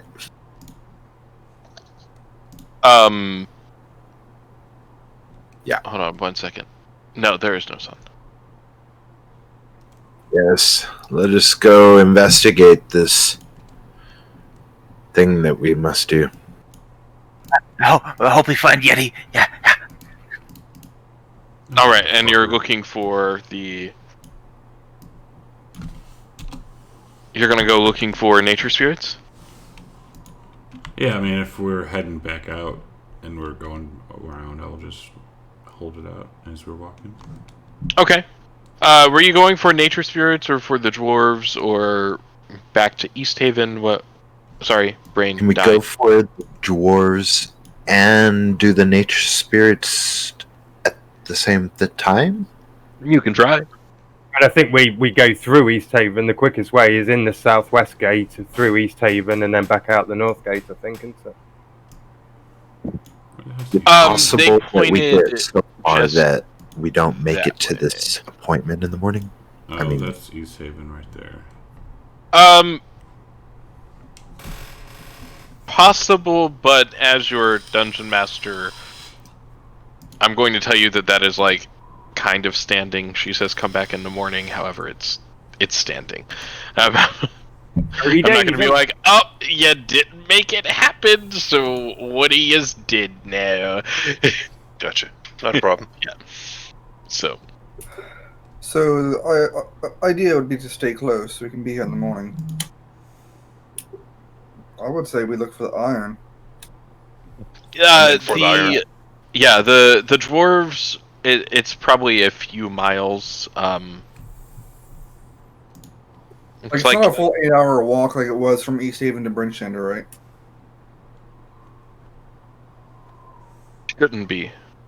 And it's still morning, so. But it also, depends on the weather.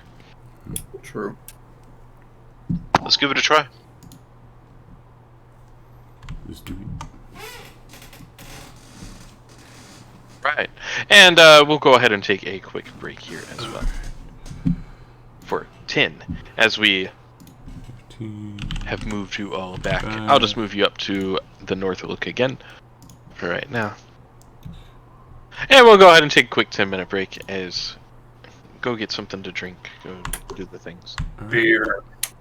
Smoke if you got it. See you in a little bit. Yeah. Cool. So we are taking our nice little 10-minute break. Hope you guys are enjoying it so far. Figuring out what to do next.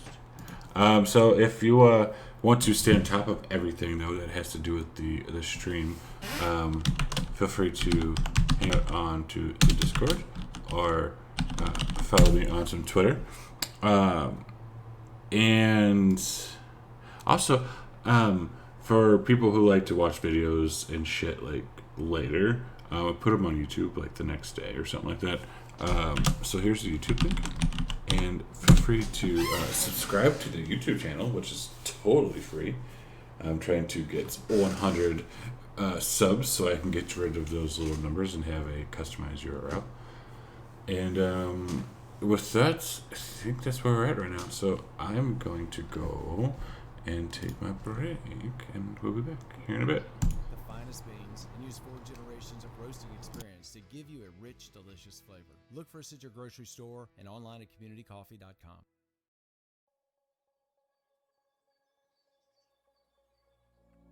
Woke up with your hand in mine, in my bedroom, once again. You said it was just one more night, then it's over, it's the end.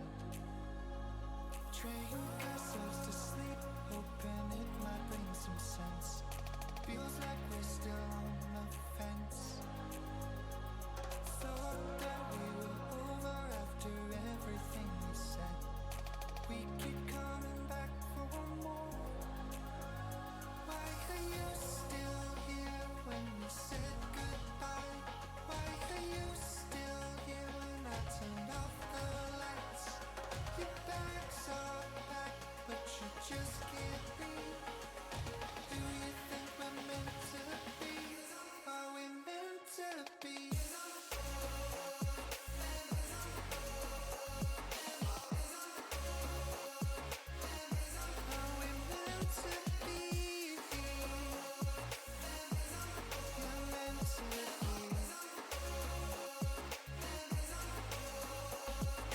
Sick of staring at our photographs, 'cause they remind me of what we were.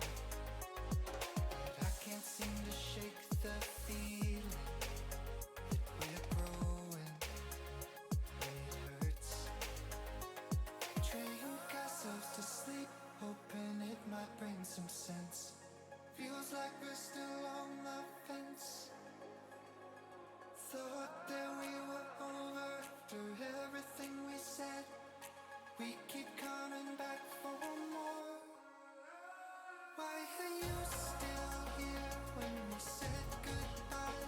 Why are you still here when I turned off the lights? Your bags are packed, but you just can't leave. Do you think we're meant to be? Are we meant to be?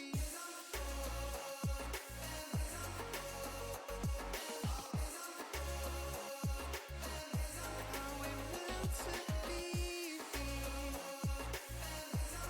You're meant to be.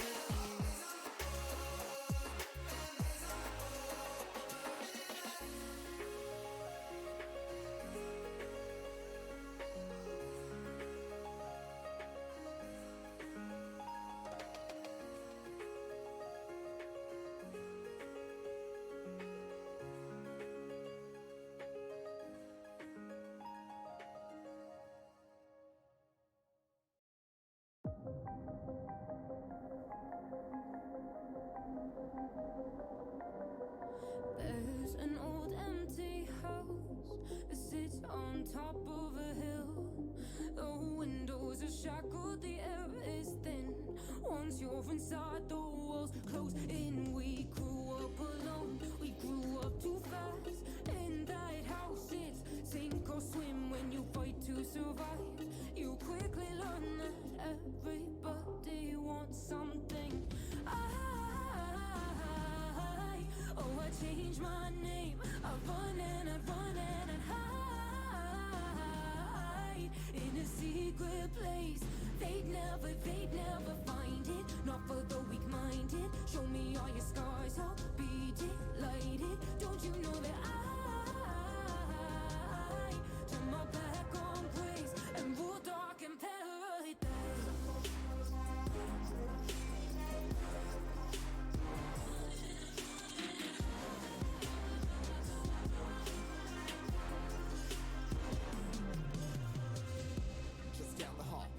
Kid to me bound to fall. Never would have thought I would have down you all. I thought I hit back deep till I found it all. I got a long list of my problems. Pack it ain't trying to solve them. Got a dark past, I got dark thoughts, so I pop pills to dissolve them. Trying to find a house that I call home. I remember how I felt, I was alone. Yeah, talking to myself in a cell phone, ringing up, I call it out for help, it ain't held long. Met the devil, I paid the price. Found God, but no slave to Christ. right. Blind before, but I see the light. I'm on a one-way ticket into paradise. Oh, I changed my name. I run and I run and I hide in a secret place. They'd never find it. Not for the weak-minded. Show me all your scars, I'll be delighted. Don't you know that I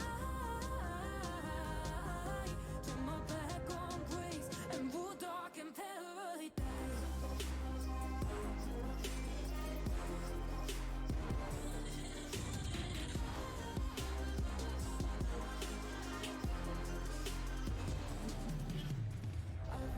Time heals everything. That broken down house got a new coat of paint. I still feel it everywhere. The walls closing in that unbreathable air. Are they so different, your house and mine? Both have their secrets buried inside. When we grow up, we all fight to survive. Everybody on something.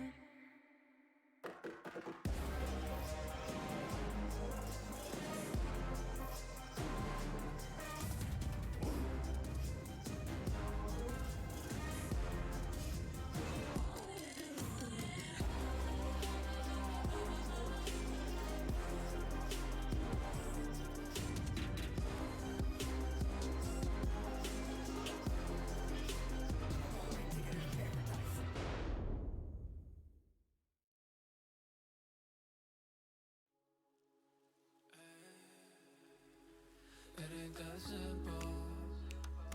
You try to make things seem so superficial, and I won't have it.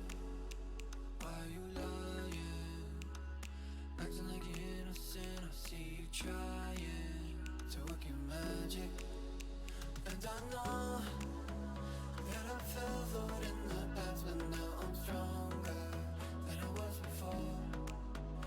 Yeah, I know that I fell for it in the past, but now I'm stronger. I'm stronger, stronger than I was before.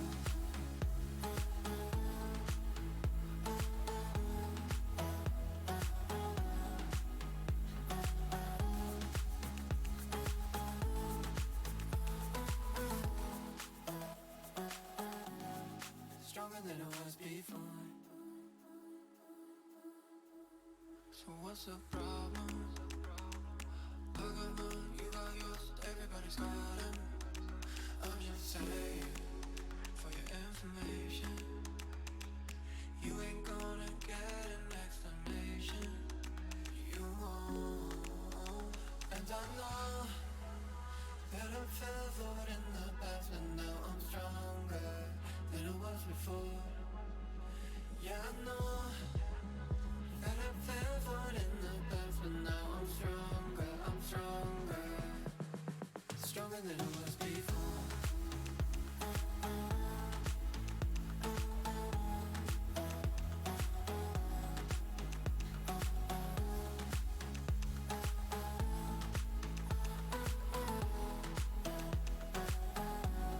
Stronger than I was before. It ain't that simple.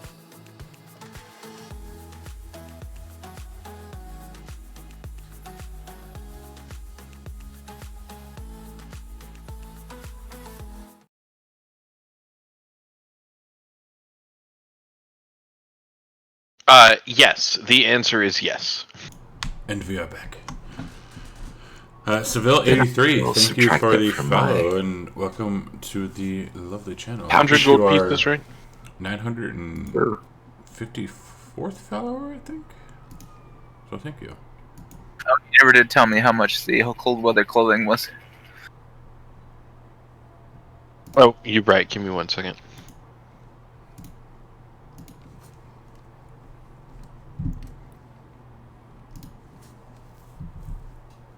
I think we're all back. Yeah, everything's back. We got the sounds. Okay. Cool. I want to just hear "Bring Out Your Dead." Bring out your dead.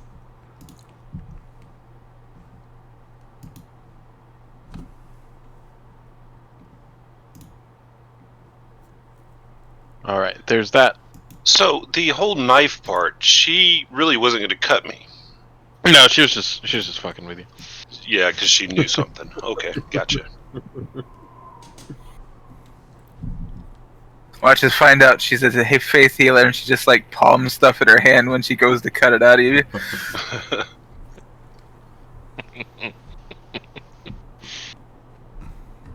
That is something I would do. It means he would eventually die in the campaign, though. Yeah. Also something I would do. Yeah. Maybe the slot is nice, Yeah, and cool. that's my new character. I would totally play that. I say we let it live. All right. So we get a face hugger. As you all find yourselves back in Bryn Shander, where are you going? Which way are you headed? First, when we step out, I'm gonna ask everybody if they know anything about slots, because this would be the first time me hearing about them. Salads. I don't like salads. What would be the conditions for us to know something about them? Let's see. Arcane magic. Okay, yeah. I might know something about it then. And give me one extra second here. Let me double check my slot knowledge.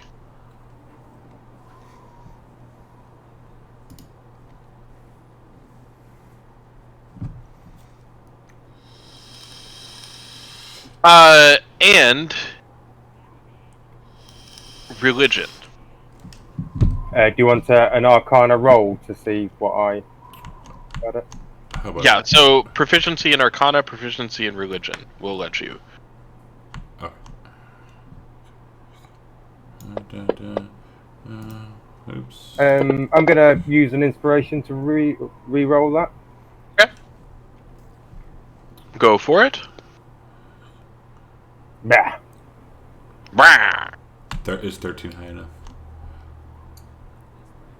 I don't know. Is it? Do you want to keep it? Or do you want to re-roll? I'll re-roll. Okay. I'll keep that roll. All right. So, with a 23, Slod. This is from the religious standpoint of Slods. So, you know about lots of different religions and planes, and one of those is the god Primus, who is the overlord of the Modrons, who created a very, very large, complex stone that was imbued with the power of law. The Modrons are all about law and order, and everything has a place, and everything must be in its place at all times. Which he then cast adrift into Limbo, that believing that the stone would order the chaos in the plane of Limbo. So, as the stone's power grew, it became possible for creatures with ordered minds, such as Modrons and Githzerai, to create enclaves in Limbo. However, this also spawned a type of creature known as the Slotty. So sages refer to this as the Slotting Stone, or as the Spawning Stone. The Slotty then wiped out every last Modron enclave in Limbo, and they are creatures of utter chaos. You also know that they have horrific cycles of reproduction. Slotty reproduce either by implanting humanoid hosts with eggs, or by infecting them with a transformative disease called the Chaos Plague. And that each color of Slotty reproduces or transforms in a different way. Are you sharing that with us, right? Yes. And I will say that word for word, just kind of like a robot, like a computer, like Siri, like Siri says. Ajax will look confused. Derigardo will walk up and sort of start poking it, looking really interested. Back away, I'll wave you off. Easily done. Well, that sounds quite interesting what you got in there. When you would get it out of it, I would like to have a look at that. Are you sure you don't want to see what happens? No, I don't want to lose my life. I still have a mission to complete. You've got that diamond. Maybe with that diamond we can bring you back. Might be quite interesting. It seems pretty painful. Right, you are then. Right, you are. Beauregard will take the jar out of his bag and show that to Prate. You recognise that, Prate? It looks like a jar. What was it a jar of? It's like Oh, what is it? What is it a jar of? You tell me what it looks like. I wondered if it was a slotty. I wondered if it was. No, it's not. That was just all I was trying to ID. Is it a jar? Yeah, of no, it? she. It's called creature of some variety, but if it's not that, then I'll put it back into my bag and have a look at it later. No, it's not a slot or a slot tadpole. Inside that jar is actually just a frog. Is his name Petrock? No. His name is not Petrock. You got snack for Snowball? Let's open the jar and offer it to Snowball. There you go, Snowball. Nice frog for you there. Smells horrible. He just fusses, tries to get the jar open. Eventually gets it open, pulls the frog out, and just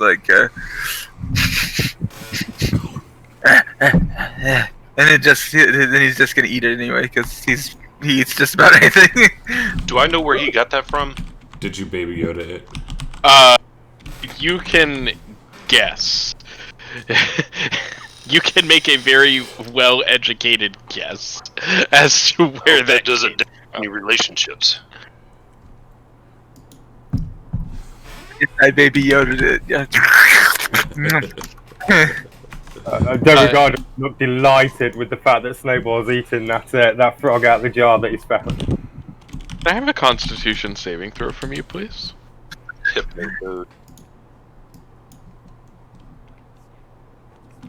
Oh, do you not have chat triggers turned on? Do I not? I probably don't. Okay. I'm tempted to reroll it, but it's funnier if I don't. So you're not going to. No, you don't. Oh, nothing happens immediately. Immediately. Was there fluid in the jar too, or no? Yeah, it's pickled, wasn't it? Yeah, it was essentially like formaldehyde. I think he's gonna go.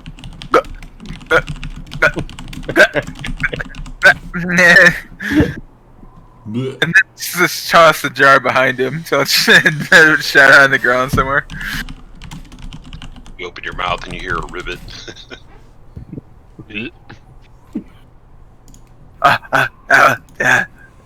tastes funny, but good. Beauregard, Visibly nauseous. Oh, you really make me laugh, Snowball. I'm so happy I found you. Yeah, and he's gonna run up to Durgado, just like hug him, just crush him, give him a crushing hug. Beauregard will be slightly trying to put your breath kind of smells a little bit now. There, just be a bit careful there. Hey.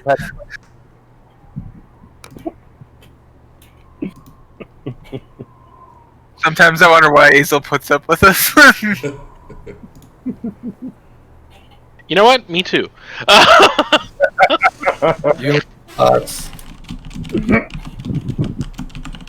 All right.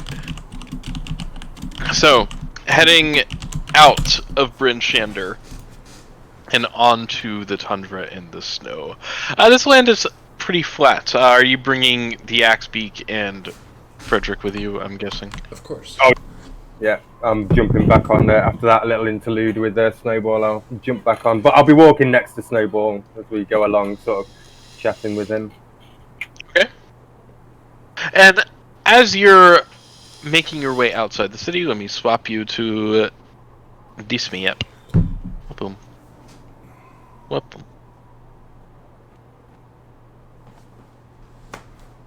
Bang. Whoa. So here's Bryn Shander. So you travel for a couple of miles in the directions that the dwarf originally pointed you. And after a few miles of travel, the wind begins to pick up. And the snow begins to fall even harder and whipping. And is now whipping around all of you. Let me fix this. Blizzard. Debt.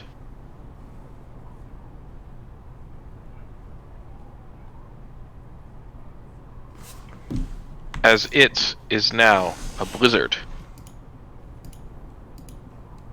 In our wonderful life, that is going to last for how long?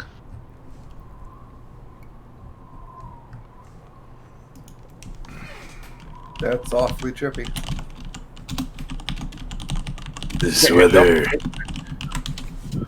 is intolerable. Turn that stupid dice sound off. There we go. Of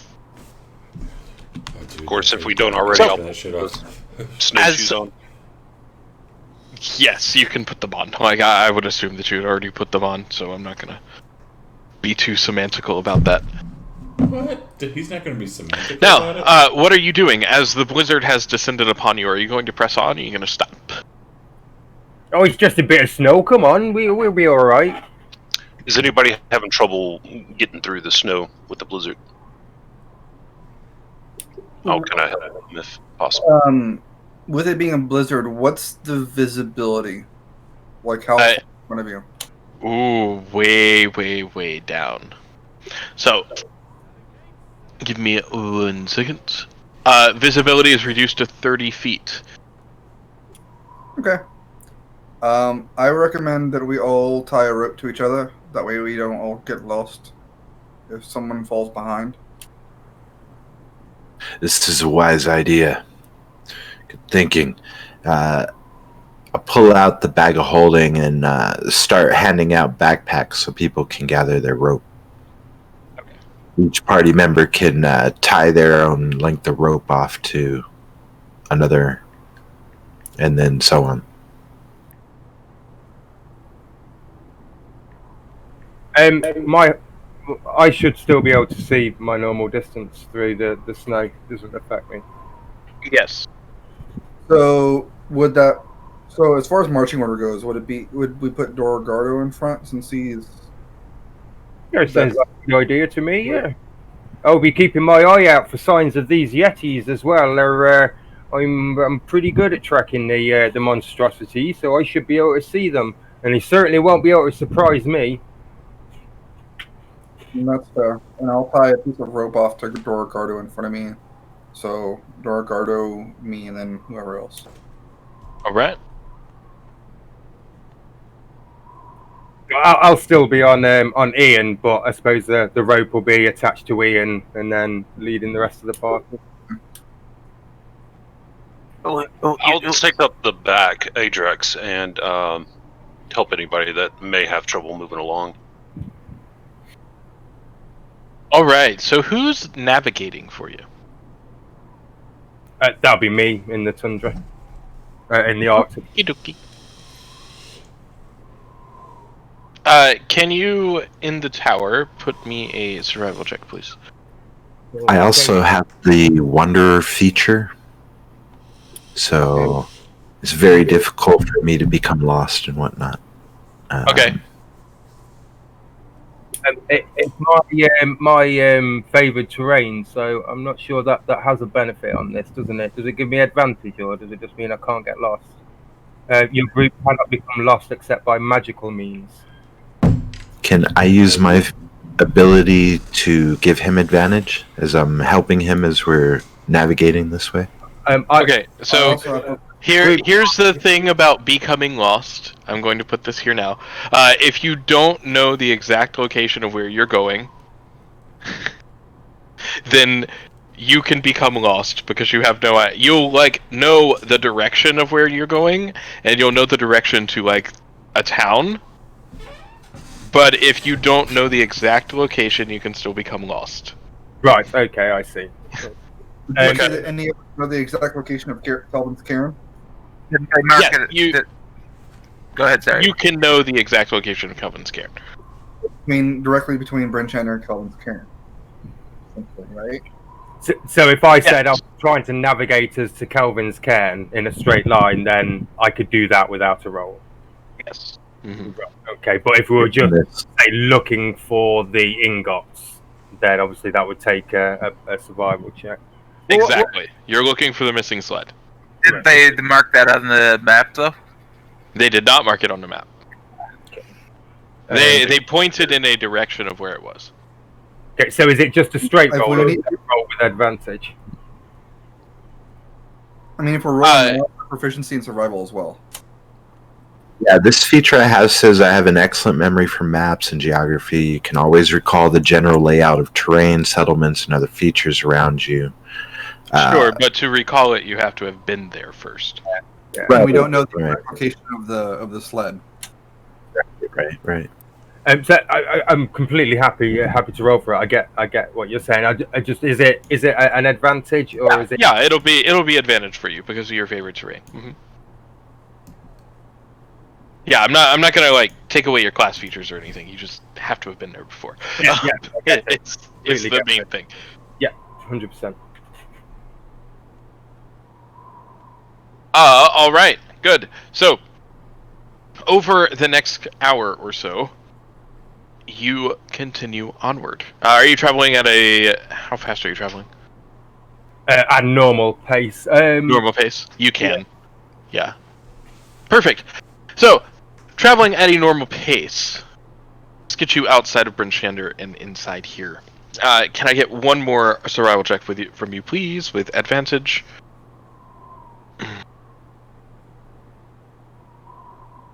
Cool. You and your rolls, dude. So, those were supposed to have been in a tower. Whoops. Sorry. It's all good. I didn't tell you the DC, so it doesn't matter. So, as you continue onward, your ropes carrying all of you throughout the snow, you crest a snow-covered ridge and see a frozen, dismembered corpse in the gully in front of you. Snow covers some of the gory bits, but the headless torso and severed limbs are visible.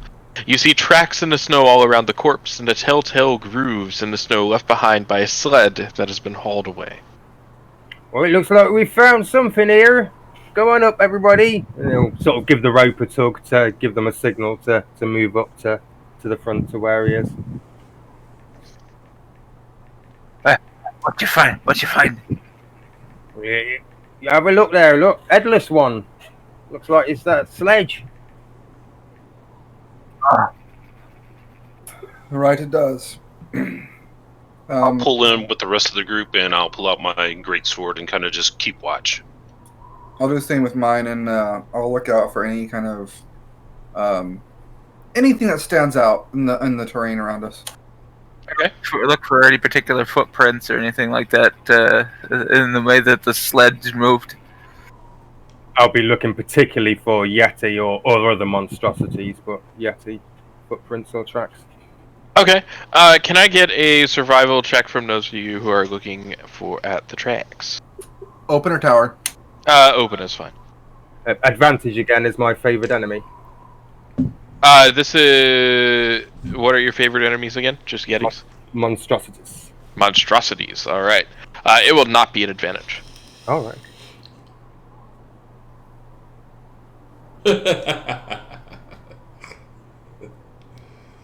I mean, not that it matters. No, to the rescue. I get to roll that again. It was bound to happen. I get to roll it again because I'm looking... Yep, rolling again for Lucky, but it was bound to happen. So, fun fact, just a slight veer. Those of you who think Lucky is crazy in 5e, in Pathfinder 2nd Edition, Lucky is a 30-foot aura for halflings. What, So what, that's for everybody? Yeah, it works for everybody as long as you're within 30 feet. Dude, that's dope. That's messed up. That's totally messed up. It's really good. So, alright, so the way survivals shake out here. Those of you who rolled that survival check and rolled above a 10, DC was 10, you determined that these tracks are pretty fresh, and they belong to about half a dozen small humanoids wearing snowshoes. And the tracks lead south. Well, one thing I can tell you that there's no Yeti tracks here. No, none of my kind. But look, south. I believe we found the way we were seeking. Just out of curiosity, do these tracks look like heavy, like deep, or are they just like the very fine top layer of the snow? Like heavy versus light-weighted humanoids. They're light-ish. So I should be able to tell their number. How long ago they passed through here? Half a dozen, right. And how long ago? I suppose with it snowing so heavily, they must have been relatively recently. Relatively fresh, within the last hour. We're at the sled, right? You're not at the sled. There are also tracks in the snow. Here, I'll put that there again. So there are tracks all around the corpse, and the telltale grooves in the snow left behind by a sled that has been hauled away. You do not see any creatures around here as well, Adrix. It doesn't seem as if anyone is in the area. Or at least in your immediate area. Do these tracks look deep enough for dwarves, or do they look to be something lighter than dwarves? They're small humanoids. They could be anything from a dwarf to a kobold to... Well, it couldn't be a dwarf because dwarves are medium. So anything from a dwarf to a... Gnome, right. Kobold to a gnome to...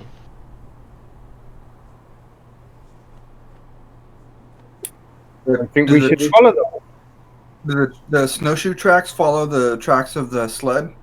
They do. The snowshoe tracks are absolutely in front of the tracks on the sled. I'll search the body as well while we're here. Searching the body? Mm-hmm. Nothing on it. It looks like it has been picked clean. Both literally and figuratively. I say I will completely ignore the corpse for reasons. I say we move with the tracks because that is where our quarry is. There's something to track. The hunt's on, fellows and lady. Right, you are. Come on then. Get you on your rope. And jump back on here and then start leading them along the tracks. Alright. Oh wait, here's that.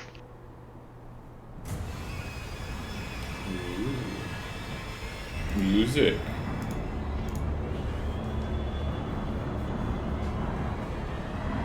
That was finding the remains. That was some overly dramatic music for that. I mean, It is you, after all. I mean, blame Sirenscape, don't blame me. So, after following the tracks, how long are you following them for until you reach the end of them? David Gardo will keep going until anyone else tells him to stop. He's not going to get bothered by the environment. Right. So, following the tracks for the next half hour, you eventually catch up close enough that you can see. By this point, the blizzard has begun to die down. So we can get rid of the blizzard. As Ricardo sees the blizzard starting to die down, he's got them on the rope tied to Ian, so he'll jump off Ian, and he'll bury himself in the sand and let them keep in the snow, and then as they lead forward, he'll jump out of the snow at them and surprise them. Rah! Wow. Okay. I still haven't poured out. You can now see the creatures who are carrying a sled, and the creatures you've been following, based on their stature, appear to be goblin. and all 6 of them groan, grunt, and curse loudly as they haul the bulky sled towards what appears to be a 20-foot tall wagon parked in the snow. Harnessed to this conveyance are 2 roaring polar bears that do not look happy. Once I see them, I'm gonna like offer a vocalization in Yeti, and just like the cut through the rope that had attached me to Dorogardo and the others, and just gonna start chasing after them. All right. So here you are, 120 feet away. So, jeez, up to you. If you like to move closer, you can. So being 120 feet away, as Snowball goes charging towards them, I shall cast a fog cloud around them. I can cast that up to 120 feet. 20-foot sphere radius of fog that they so to obscure them, so they don't know what's going on. Okay. I will target the closest goblin and ready a firebolt. Okay. Closer with snowball. I will run after the furry one. And yeah. I'll cast that spell as Snowball actually arrives there, because if I cast it too early, it's just going to get blown away. So just trying to give an advantage to Snowball if he's going to leap at them and attack them. But okay, then if it's a fog clock, how am I supposed to see? Yeah. Well, you're in a straight line towards them, aren't you? So you just keep running forward. I cast it on them. They can't see, and you just come piling out of the snow in a straight line at them.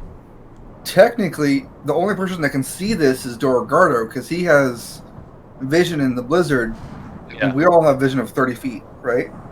I think, didn't it slow down? The blizzard is slowing down, and it's not stopped yet. Your visibility is like 45 feet, 50 feet now. Okay. Do you see what I mean, though? If your Snowball is just running in a straight line at these goblins, then at the last second I obscure it, so then they hear him, turn round, they can't see anything, and then he comes flying out of the fog cloud into them. It's not centered on them. It's going to be centered around me, or what? I'm confused. You're running in a straight line at the goblins. At the last second, when they are about to turn to say, "Oh, what's that thing running at us?" Everything all of a sudden they can't see anything. You come flying out. You carry on running in a straight line. You come flying out of the fog and pile into them. It's okay. I won't do it if you don't want me to. I was trying to get you an advantage. It's fine. Go ahead. I was just so confused by what you're doing. It won't necessarily work for advantage because, like, you could do it after he attacks. Okay. And that would do it. But otherwise, he would still be at disadvantage there. All right. I'll leave it be. I'll just see what happens when Snowball goes piling into them. All right. Yeah. So, point of order: instead of casting the firebolt, since I really can't technically see them, because you said they're 120 feet, right? Yes. Yeah. So I'll charge forward after talking to Pratt, and I'll charge forward after Snowball and Majid. Ready? Yeah, I've untied myself from the others. Okie dokie. I'm not gonna turn into my Yeti form, but I'm going to use. But while I'm running up there, I'm gonna use activate my the blood. So just cut myself somewhere. Well, actually, we didn't do it that way. I'm just gonna call upon the Yeti shamans who gave me these abilities, and I'm gonna have the ice crystallize along my big bone weapon that I use. Okay, give me 1 quick minute here. I have to fix something.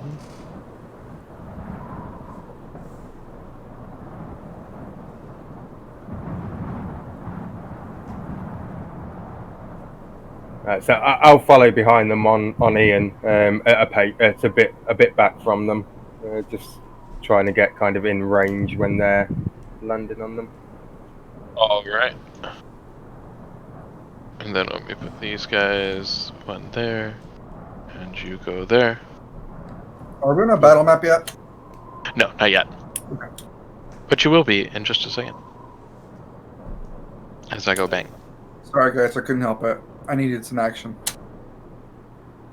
No, that's totally fine. I insisted on going after this iron. So... It's no action, so... I understand. You guys... on here. And as you get closer, Frederick is there. Party sheet can go way back there. Feel free to move yourselves how you are. Ian is here as well. Andrew. Where's that? I don't think I've got the map. We ain't got the map yet. Yeah, I haven't done that yet. Oh, Sharing. Share sheet. Spanky. That's chic. So I'm currently on Frederick. Okay. I guess token stacking. Distance. I don't like this fucking shit. Oh god. I don't know if I have the extension on. You have to excuse my life. There we go. So, We're headed south. yes, heading south. I think Snowball went first. I went up after him. Redeemed. Yep, advantage. and you'll all be Thank you. at the edge of the map now, a little bit farther backwards. And when you get within range, I will do the revealing things. Alright. And then that will put you right at the edge of the map there, and then we'll do this. Bam.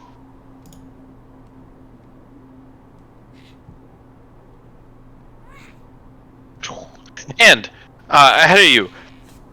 So this little rocky outcrop here is going to be the wagon, because I couldn't find a wagon at the end of the day. Welcome to life. And that will get you right there, and I need all of you guys to roll initiative for me, please.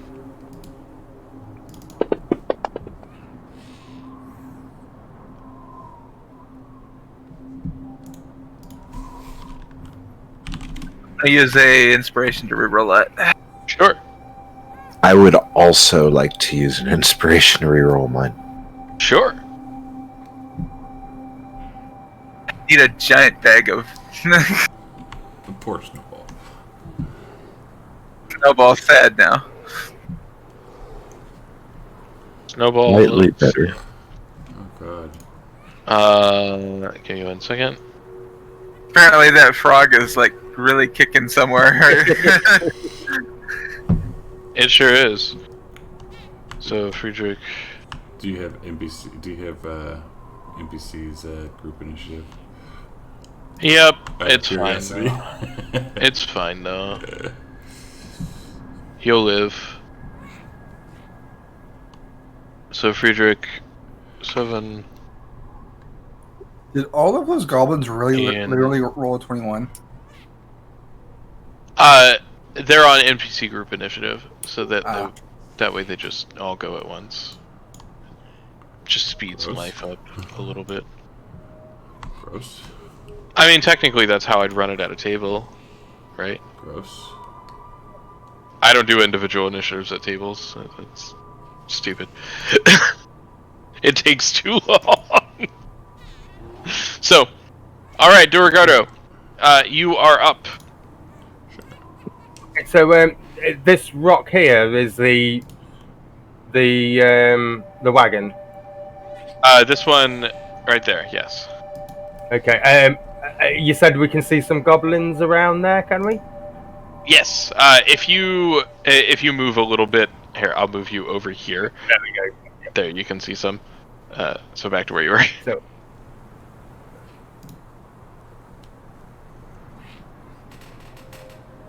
There, and so goblin number 5 does he look like he's in a position to maybe start driving that wagon? No, he's just on top of it. Okay. Looks like he's climbed on shall- top to get a better vantage point. Okay, well, I'll take aim at him. He's poking his head above the parapet, so to speak, and I'll just fire off an arrow at him. All right, go for it. 45-foot range. The goblin noises are epic. I love them. Yes, I love it. A bit of damage there. All right. I think that was how 5, 10, 15, 20. I think that's all my movement. Yeah, that's all my movement, so I can't move from there. Yep, that's me then. All right. All right. So the goblins are going to go.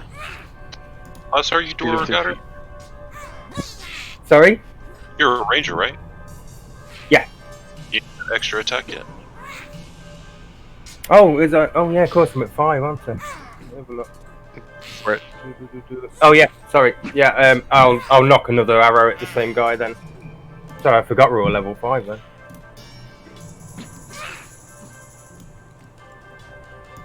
Misses anyway. All good. You are where? Where are you? I'm looking for the blinking one. You. No, it's not you. Column 5, column 3. The fuck? Oh, Goblin way over there. 5. And you see a goblin come out from behind the rock and over by Maxian. And coming out, peeking out from that way, he's going to jump back behind the rock. And attempt to do a thing. Bang.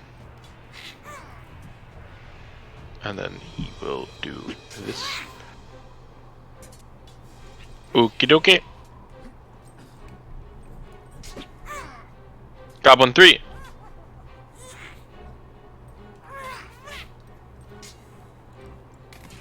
And he is going to take a shot with his short bow towards you, Dorgardo. And miss.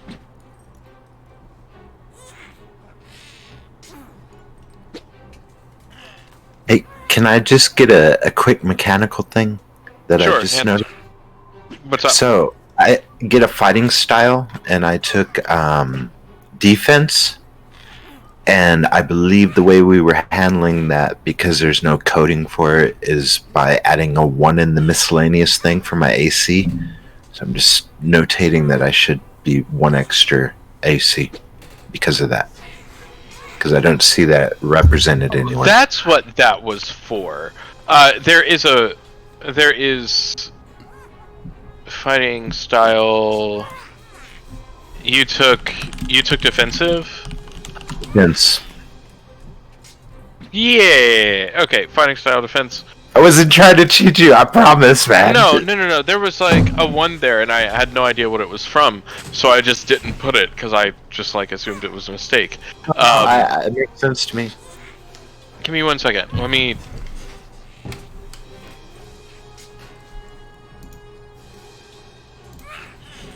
Because basically, that was the only way I knew how to handle that, really.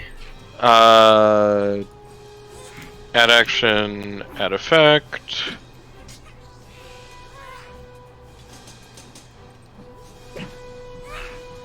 And I love the sound effects. AC 1. Self. Bang. Done.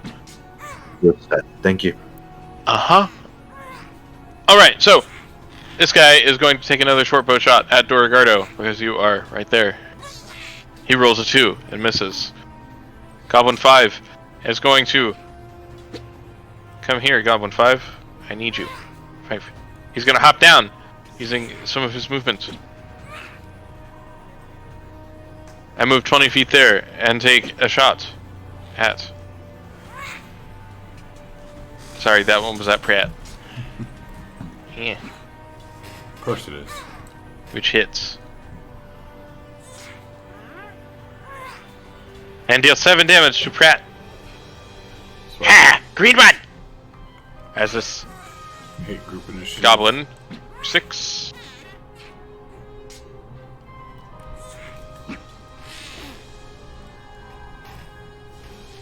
This gonna step up and try and take a shot at Dorgado. And miss. Maxian. Yeah, so I'm going to target Goblin 1 and throw off that firebolt that I had ready. Excuse me.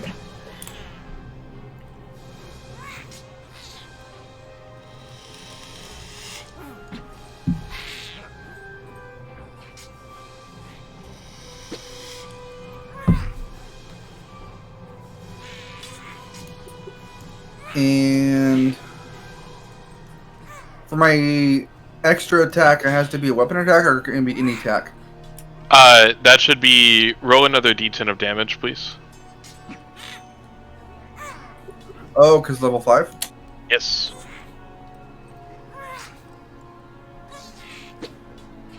I didn't fix your cantrip damages and stuff. Gotcha, no worries. I fixed it now. Thank you. Uh-huh. Alright, as that goblin expires. Go away.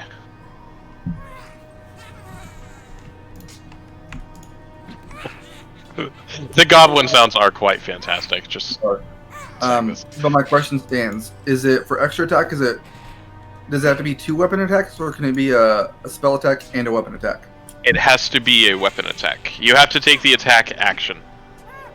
Gotcha. Okay. Yes. I will move. Ooh, that's not what I want to do. Do a shield master, and then you can use the shove action. I'll move to right there, and then that'll be my turn. Alright. How far is that?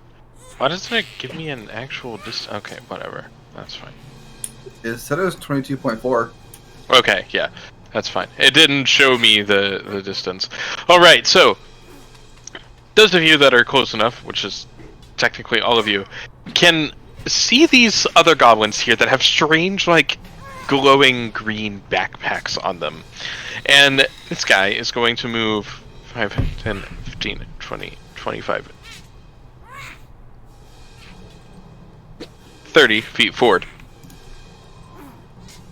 And he is going to take a throw, and he's going to take this little potion vial and lob it towards you, Maxian. Oh, fun. And miss. As he looks, no! Stupid! And this one, 10, 15, 20, does the same thing. Oh, I hate grip initiative. Oh, and criticals. Oh, fuck.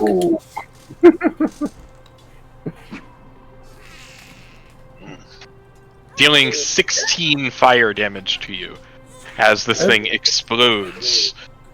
Still not bad. Not terrible. Ian. Oh, Ian, he's gonna stay hidden behind the rock. Stay there, Ian. Don't come out. Don't want you getting hurt. Okay.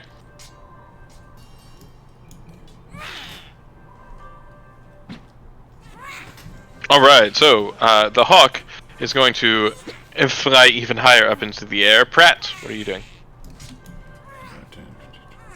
Alright, so Pratt, since Pratt's technically on the direwolf, correct? Like I mentioned. Yeah, sure. Alright, so as a bonus action, the creature moves on its turn. On my turn, I have him move up to here. Dragging me with it, yeah? Yes, give me 1 second. So what I'm wanting to do is move him up so I'm within range of, within 30 feet of this goblin. And then, so I can shoot a thing at it. And then continue moving up to the goblin and then attacking the goblin with that wolf. And have him attack or have you attack? So I want to move the wolf where I moved him.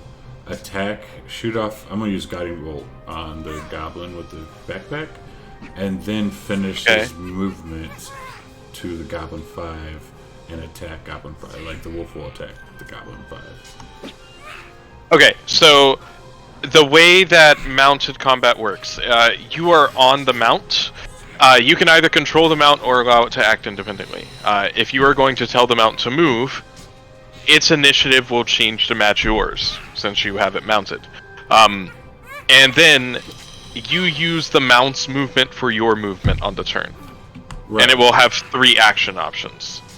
So it can dash, disengage, or dodge. So it can't attack. It won't be able to attack if you're mounted it, if you haven't mounted it. I wish I would have known that because I never would have gotten on him. So never mind then.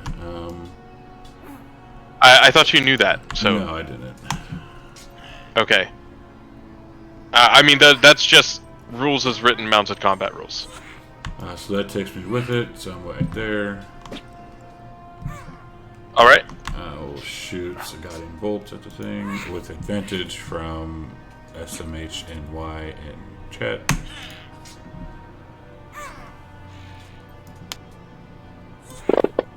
Okay. 13 hits, or 21 hits. And 18 damage.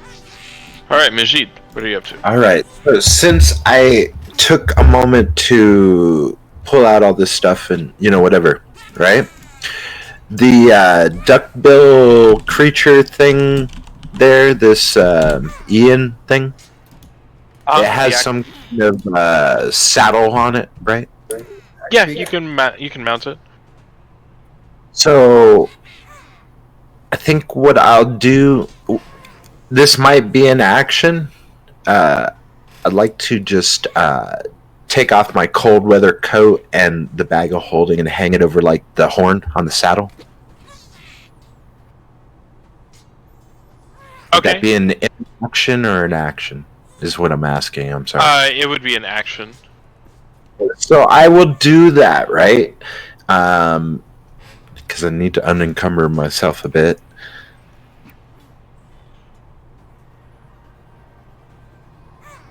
So you're only encumbered 1. So your speed is just dropped by 10 feet. So instead of 30 feet, you have 20. Oh yeah. That's right.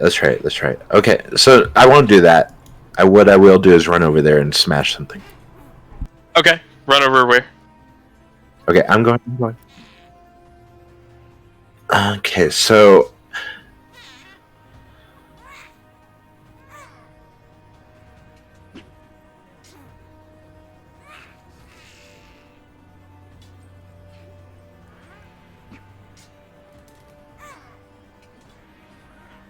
would there next to Maxian be acceptable? I kind of messed up that movement there, but let me redraw it. Yes. Because if I lose 10, it should be at like 20, and that's 18. So it's all right. So I run over there, and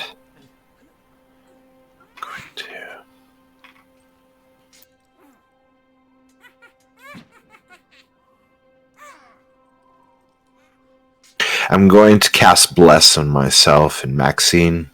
And is Pratt in range there? Should be. It's 3 creatures, right?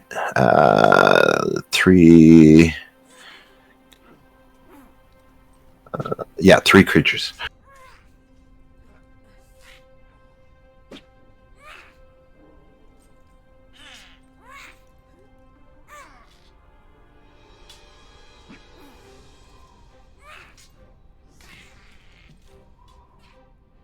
And I will prepare myself. Sorry about that. Get my ass out of my head. All no worries. No worries. Alright. This creature seems as if they're not necessarily looking to fight too much. They run out, take a survey of the situation, and then run right back towards Adrix. Which one was there that? for 35? That was the unidentified creature that is over here. Okay.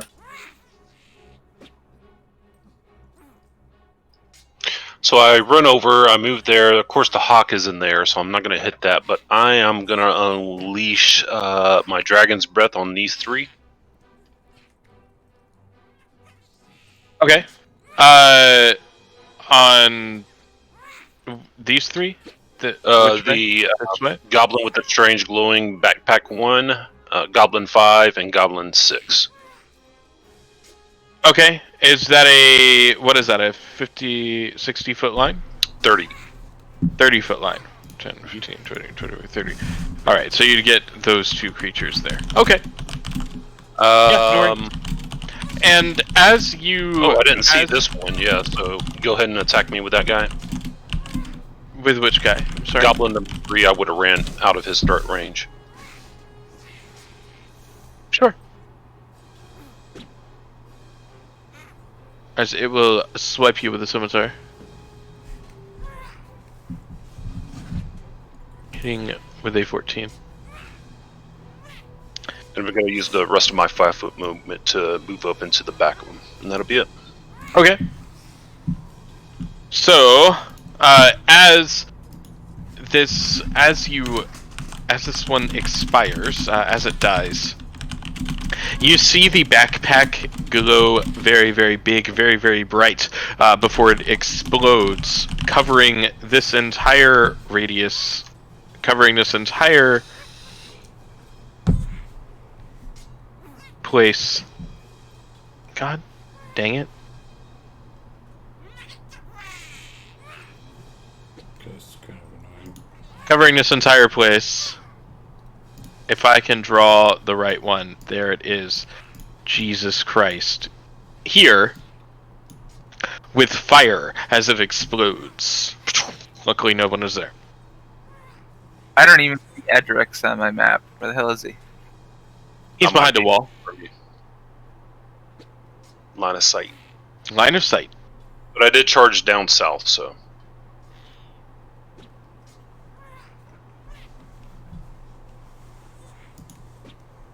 Alright, so what you doing, Snowball?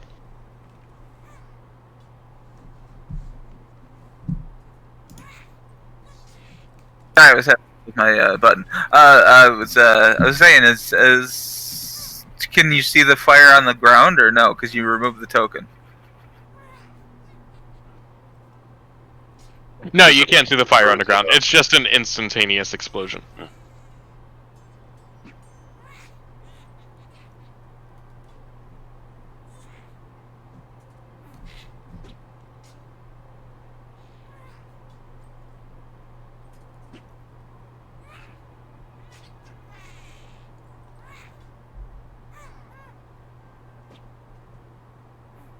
Alright, so we're moving... The hawk has flown up in the air, so we're going here. How high up is the hawk? All of its movement that I didn't count. Because I wasn't expecting it. It would have gone 120 feet up with a dash action. Okay, I couldn't get to it then. Yeah, the hawk is not attacking, it's essentially a non-combatant. It's on here because it's basically in the encounter in the book. But the hawk doesn't actually do anything, it's just there.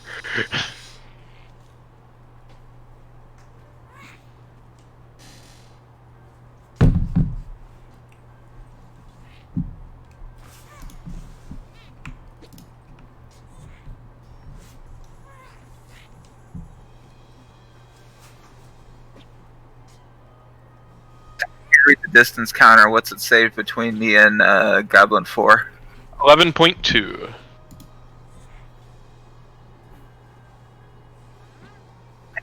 I don't have enough movement though, but I'll just like take my hand off of my big weapon and I'll pull out a javelin and just like or no, do I have hand axes javelin? Check.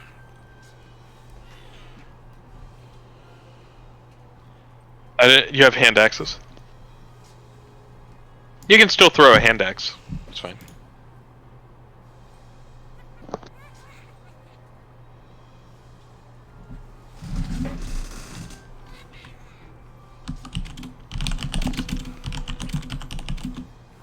Pulling both of them.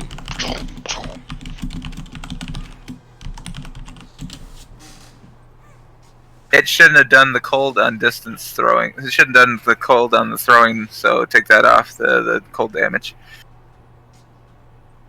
Did you have your Crimson Rite even activated? Yeah, I did it before we. Oh yeah. It says okay. melee. It says melee on it, or is it not coded right? It's set as both melee and range because it works on. Yeah, one should have been marked as melee and one should have been marked as ranged. Oh, whoops. Okay, whatever. No big deal. Exceeds hit points by 4, so that technically wouldn't have done it. Give me 1 second. He'll be dead anyway. He actually won't be. Goblin number 6.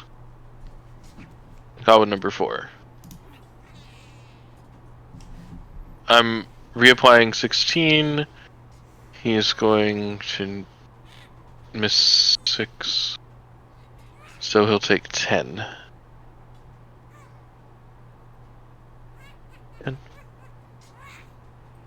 As the hand. Sorry, go ahead. All right, go for it. As the hand X goes into him, I throw my head back and yell out a Yeti howl.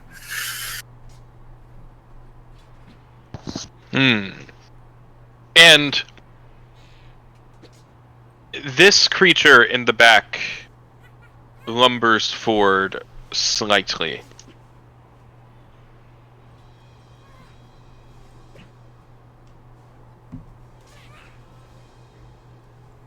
Can I get exactly 20 feet, please?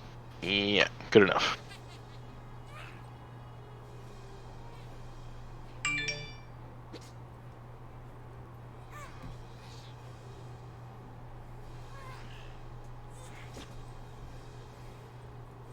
I want to move it.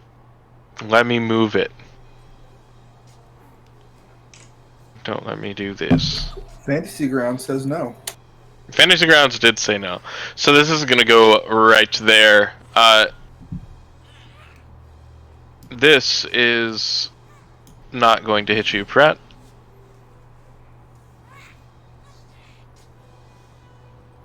It doesn't, yeah, it doesn't want to let me move it.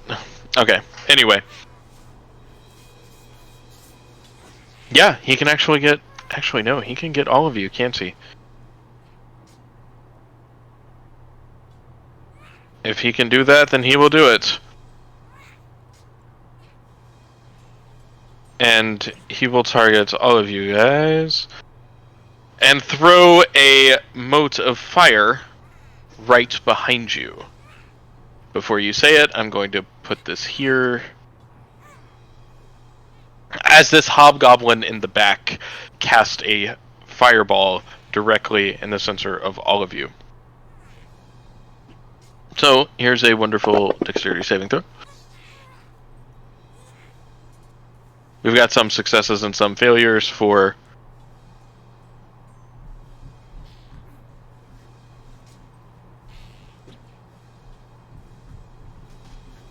between 10 and 21 fire damage.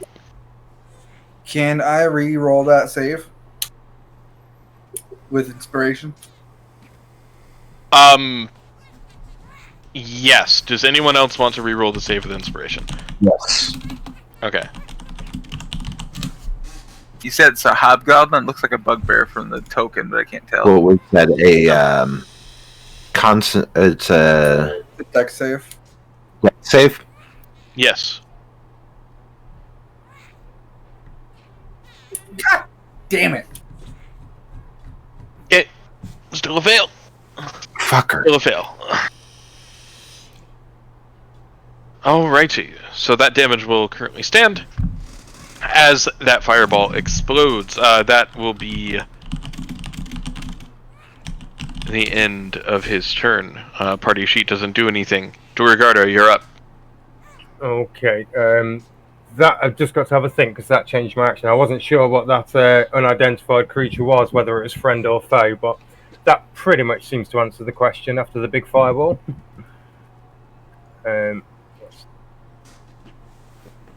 You're level 5 now. I can put fireballs on top of you. It's great. Okay, so it's a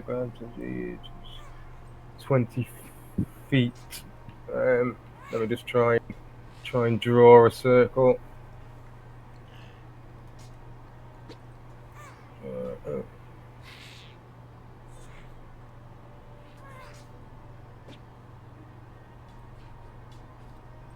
So let me put a thing in Discord before someone says that I should have damaged my NPCs.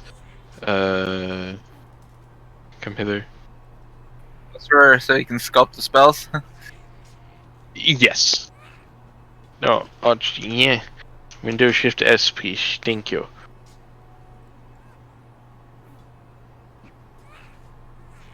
Aggression will not stand, man. Would that get Goblin 4 and not Adrex? How does that stand? Yeah, isn't Goblin 4 unconscious now? Oh, really? No, he did too much of damage. Had to get some back. Yar. It was supposed to be melee only, and it did it on the throne. So yes. So that will not hit Adrix, but it will also not hit Goblin 4. Right. Okay.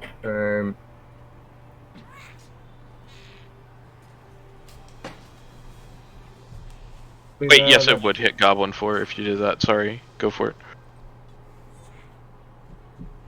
So that'll get Goblin 4, not Adrex, and then unidentified creature that's just throwing a fireball. Yep.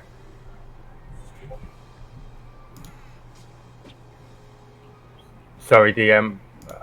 Would that get the unidentified creature as well? That will not get the unidentified creature, no. Right, he's the one I want. So I'm gonna. Okay. So and I'm gonna cast Spike Growth. So 20-foot radius centered on the point. Twists and sprouts with hard spikes and thorns. Difficult terrain. When a creature moves into it or the area, takes 2d4 piercing damage. Oh right, okay. They don't take any damage on me casting it then. Right. Right. Okay. Yeah. Sorry. That's.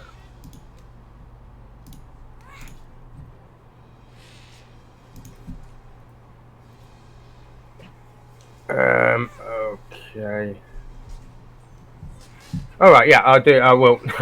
I'll say those same ones, but I'll cast the. I'll cast my fog cloud over that area there. So I'll just put it back on again.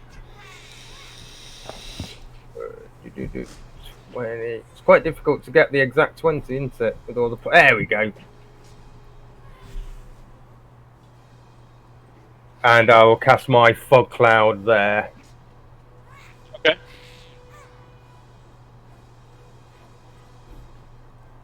Yeah. Okay. So that's my action to cast my fog cloud. Oh no, it's moved. My fog cloud there. So now that is.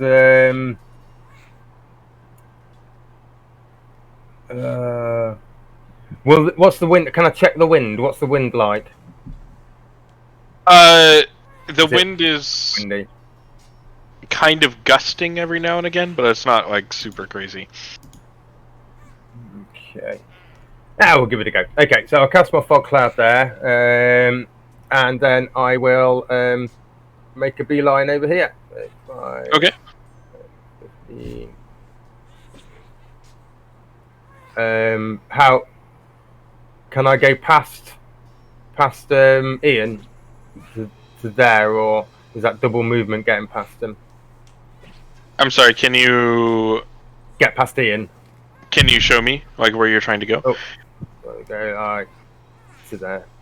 Are you small? Yeah, I am. Yeah. You can move through his space, but it'll still be difficult terrain technically. Okay, so I don't think I can actually get past him then with my 25. So just put me in front of Ian there. Okay. Bang. Okay, it is Goblin 2's turn. Goblin 2 is going to poke his head out, and he's going to take a short bow attack at you, Dorgoto, and miss with the 1. And he's going to poke back behind. Goblin 3 is going to scimitar at you, Maxian, and miss. Goblin 4 is going to take an attack at you, Adrix, and miss. And Goblin 6 is going to pull a short bow and fire it towards Majid. And hit. That's good. Maxian.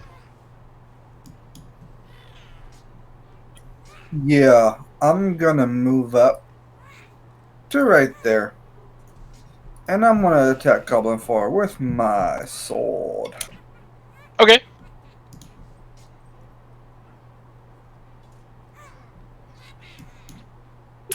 Now I'm gonna attack him again with my sword. Hey.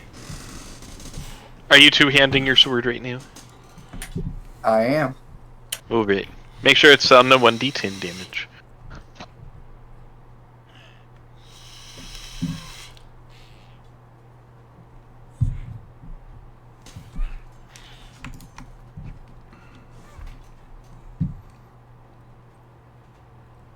I don't think it's coded right.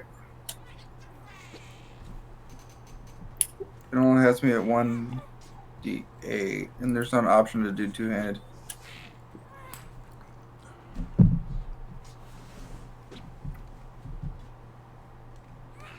You just have to change the damage because there's some extensions that'll do it for you if you click it to double-handed, but he doesn't have that one, so. I generally have them. I'm going really extension light on Unity for the simple fact of I don't know what's working and what's not, and I'd rather limit conflicts as much as possible. So. Damn! Chonk. I slashed right through this motherfucker. Yup. Longsword. Done. And that's my turn. Is your fighting style is not dueling anymore, is it? It is. Not when I have it's one-handed, so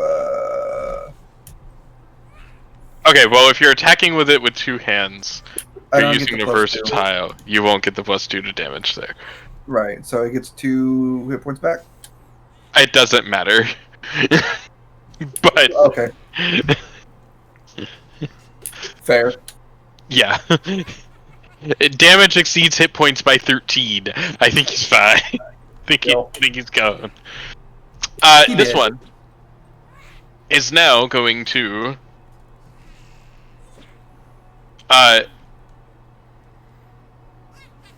throw a different vial over towards Snowball. Oh, and he hits. And Snowball, as this hits you. Disadvantage because he was in the fog cloud, or no? Oh, you're right. He is in the fog cloud. Over where Snowball was. Still hits. It's a guru. You are now restrained as this sticky goo seeps into your fur. Let me grab that effect. Oh, you got one pissed off Yeti now. Yep. So it will take an action for you to get out. It's modeled literally after a giant spider web attack. It's basically the same thing, just with a different name. Welcome to my custom NPCs. Yay. Ian! What's Ian doing? Ian is going to get out of my way a little bit. He's going to go up there. Okay, Ian's going to go backwards. Here, you can send him backwards if you like. Just out of my way, just a few paces. Maybe so he's still hidden a little bit. Maybe he's there. Yeah. Ooh. Okay. And anything else that Ian is doing? Ian's going to sort of chirrup at me, like letting me know that there's a danger approaching. And sort of pointing his beak down behind this rock. Okay. Hawk is flying. Frederick and Pratt. Pratt, you are mounted on top of Frederick. What are you doing? Pratt's going to use half movement to slide down off of Frederick. Okay. We'll use Cure Wounds on myself. Okay. And then Frederick's initiative goes right back down to 4. And as my which is where it was. Bonus action, I'm going to command it to go and attack it. Okay. Attack creature goblin number 6. Oh. And he will do that on his turn. Mm-hmm. Wow, I can't believe I just did that. And it acts on your turn. Oh, it does act on your turn, doesn't it? Haha. Bonus action to command it to go and attack that goblin. Roll its attack. Go for it.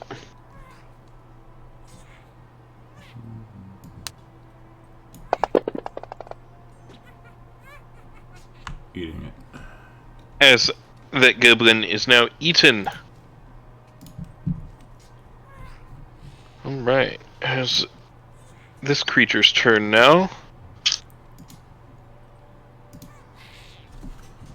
As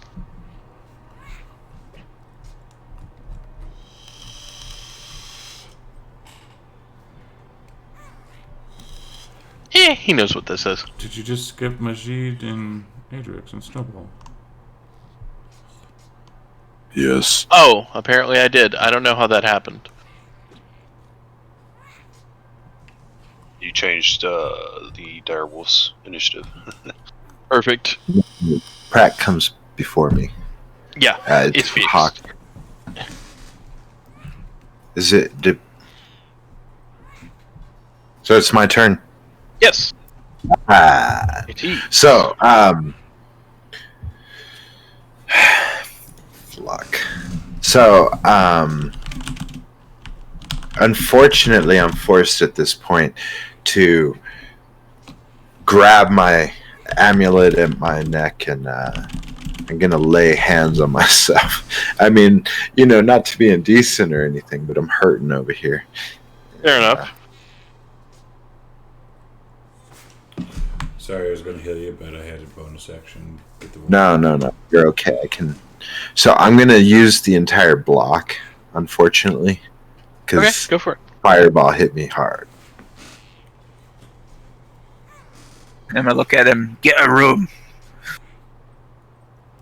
Yeah, I do it the Brazilian way,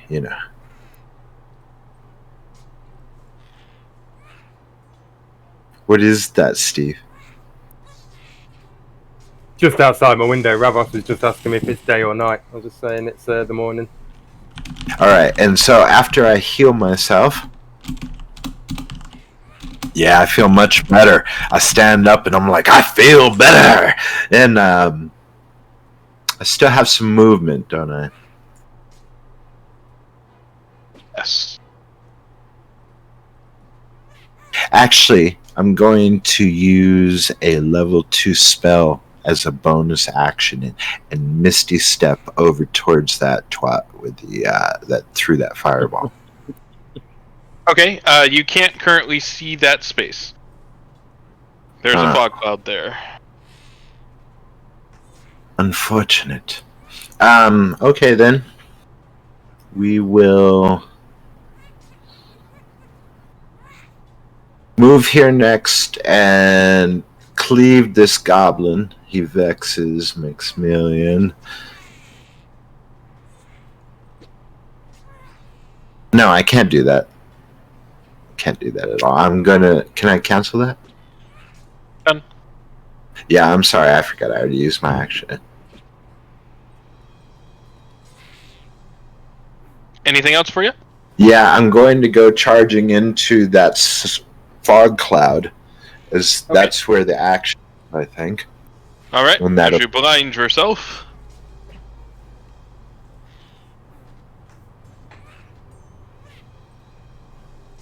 And now it is this thing's turn with the fog cloud. It is just going to do nothing that you cannot see. Adrix, go for it. I'll make a swing on Goblin number 3 with the great sword. Okay, and I think we'll finish up this combat round and then call it for the day as well. And second attack at it.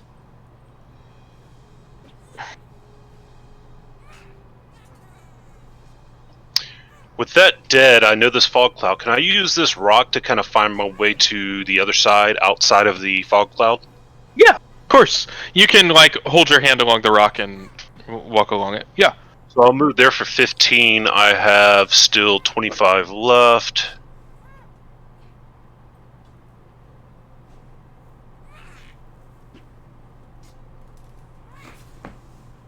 I'll go to there for 25. And that'll be it for me. Snowball. He's howling and raising up a storm and angry, and he's gonna try to rip the goo off of him. All right. Make me a strength check, please.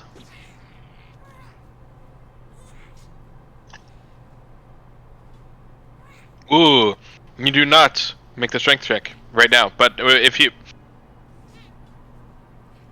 he's gonna continue to howl in anger and rage, and just be pissed. All right. Friedrich has already gone, and it is now the unidentified creature's turn. Who is going to cast a spell upon himself. No one can see him, so... And he flies straight up in the air, and you see this hobgoblin emerge from the top of the fog cloud and hover above it. Does he have a bonus?